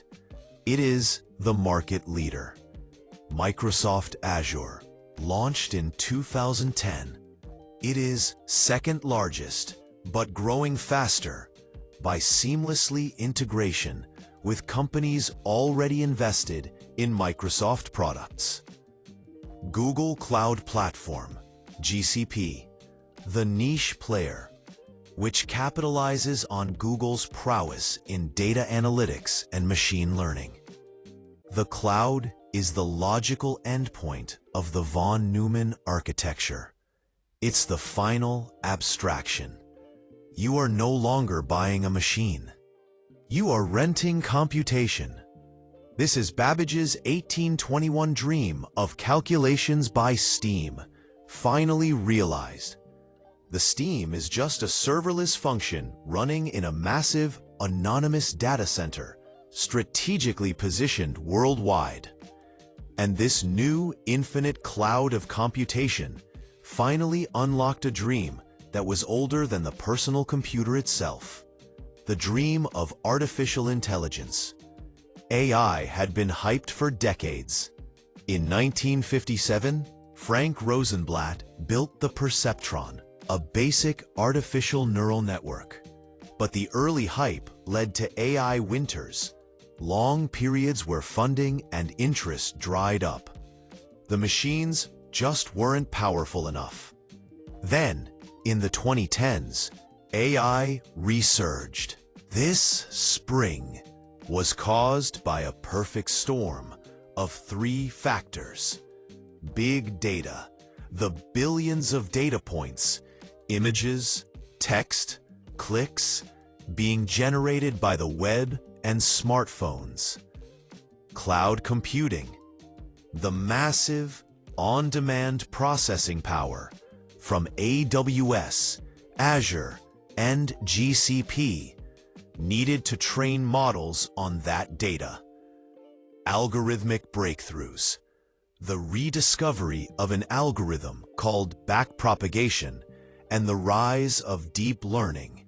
neural networks with many layers. But the real pivotal moment, the hardware insight, came in 2012. It was the AlexNet moment, a deep convolutional neural network, CNN, called AlexNet, achieved groundbreaking accuracy on the ImageNet dataset, a competition to identify objects in photos. AlexNet's secret weapon was that it was trained on GPU, the graphics processing unit, GPU, a chip designed for the parallel processing of video game graphics, turned out to be the perfect hardware for the parallel processing of neural networks. This discovery, that hardware for games was the key to AI, unleashed the modern AI revolution, leading directly to generative AI, transformers, and the large language models, LLMs, that are once again reshaping our world. And so, our story, which began with a 2,000-year-old gear, arrives at the present moment, and we look, as always, to the future. The next frontier is no longer mechanical or even electronic. It is quantum. Circle, a quantum computer is not just a faster classical computer. It is an entirely different kind of computer. A classical computer uses a bit, a 0 or a 1. A quantum computer uses a qubit. A qubit, thanks to the strange laws of quantum mechanics, can exist in a state of superposition. It can be a 0 and a 1 at the same time. Furthermore, qubits can be linked by a property called entanglement. By measuring one qubit, a processor can instantly know the state of another, correlating their state no matter the distance. These machines, which are not yet practical for real-world applications, hold the promise of solving complex problems like simulating molecules or breaking encryption that are impossible for any classical computer. At the same time, we are exploring the final frontier, the link between the computer and the brain. Companies like Neuralink are developing brain-computer interfaces, BCIs. These are brain implants that can record and transmit patients' thoughts to an app. The immediate goal is medical, to restore autonomy for those with paralysis, ALS, or stroke. But the long-term vision is to unlock new dimensions of human potential. This, of course, raises deep ethical and philosophical questions about what it means to be human. And all of this, the cloud, the data, the new hardware, is aimed at the primary goal of AI research, the creation of artificial general intelligence, AGI. This is not narrow AI, ANI, like AlexNet, which is confined to well-defined tasks. This is a human-level AI, one that could match or surpass human capabilities across virtually all cognitive tasks. The timeline for this is deeply contested. Some AI researchers give median forecasts ranging from mid-century, around 2060. Others, in a commercial war to get there first, believe it could be within the next 10 years. And this is where our story ends. For now. The history of the computer has always been a digital revolution, one that democratized information and fundamentally changed communication patterns. It reshaped social interactions through social media, allowing us to unite people worldwide. But it has also had detrimental effects. We now worry about phubbing, phone snubbing, a lack of patience, and a blurring of relationships.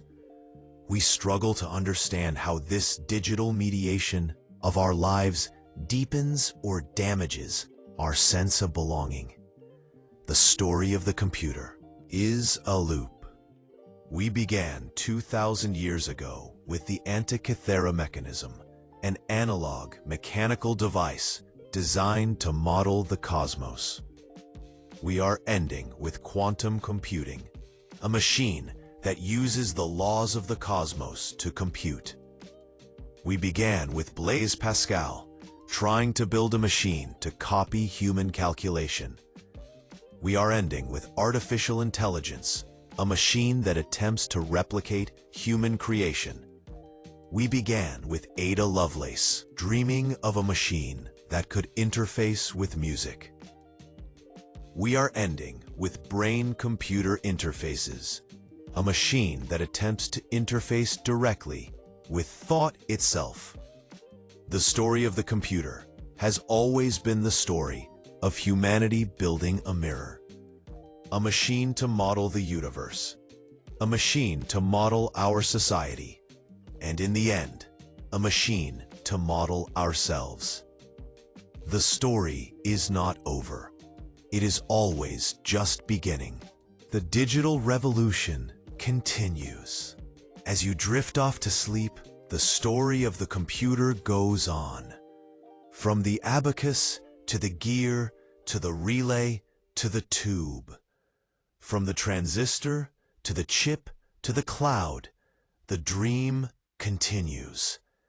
The dream of calculation, the dream of connection, the dream of thought itself. Good night.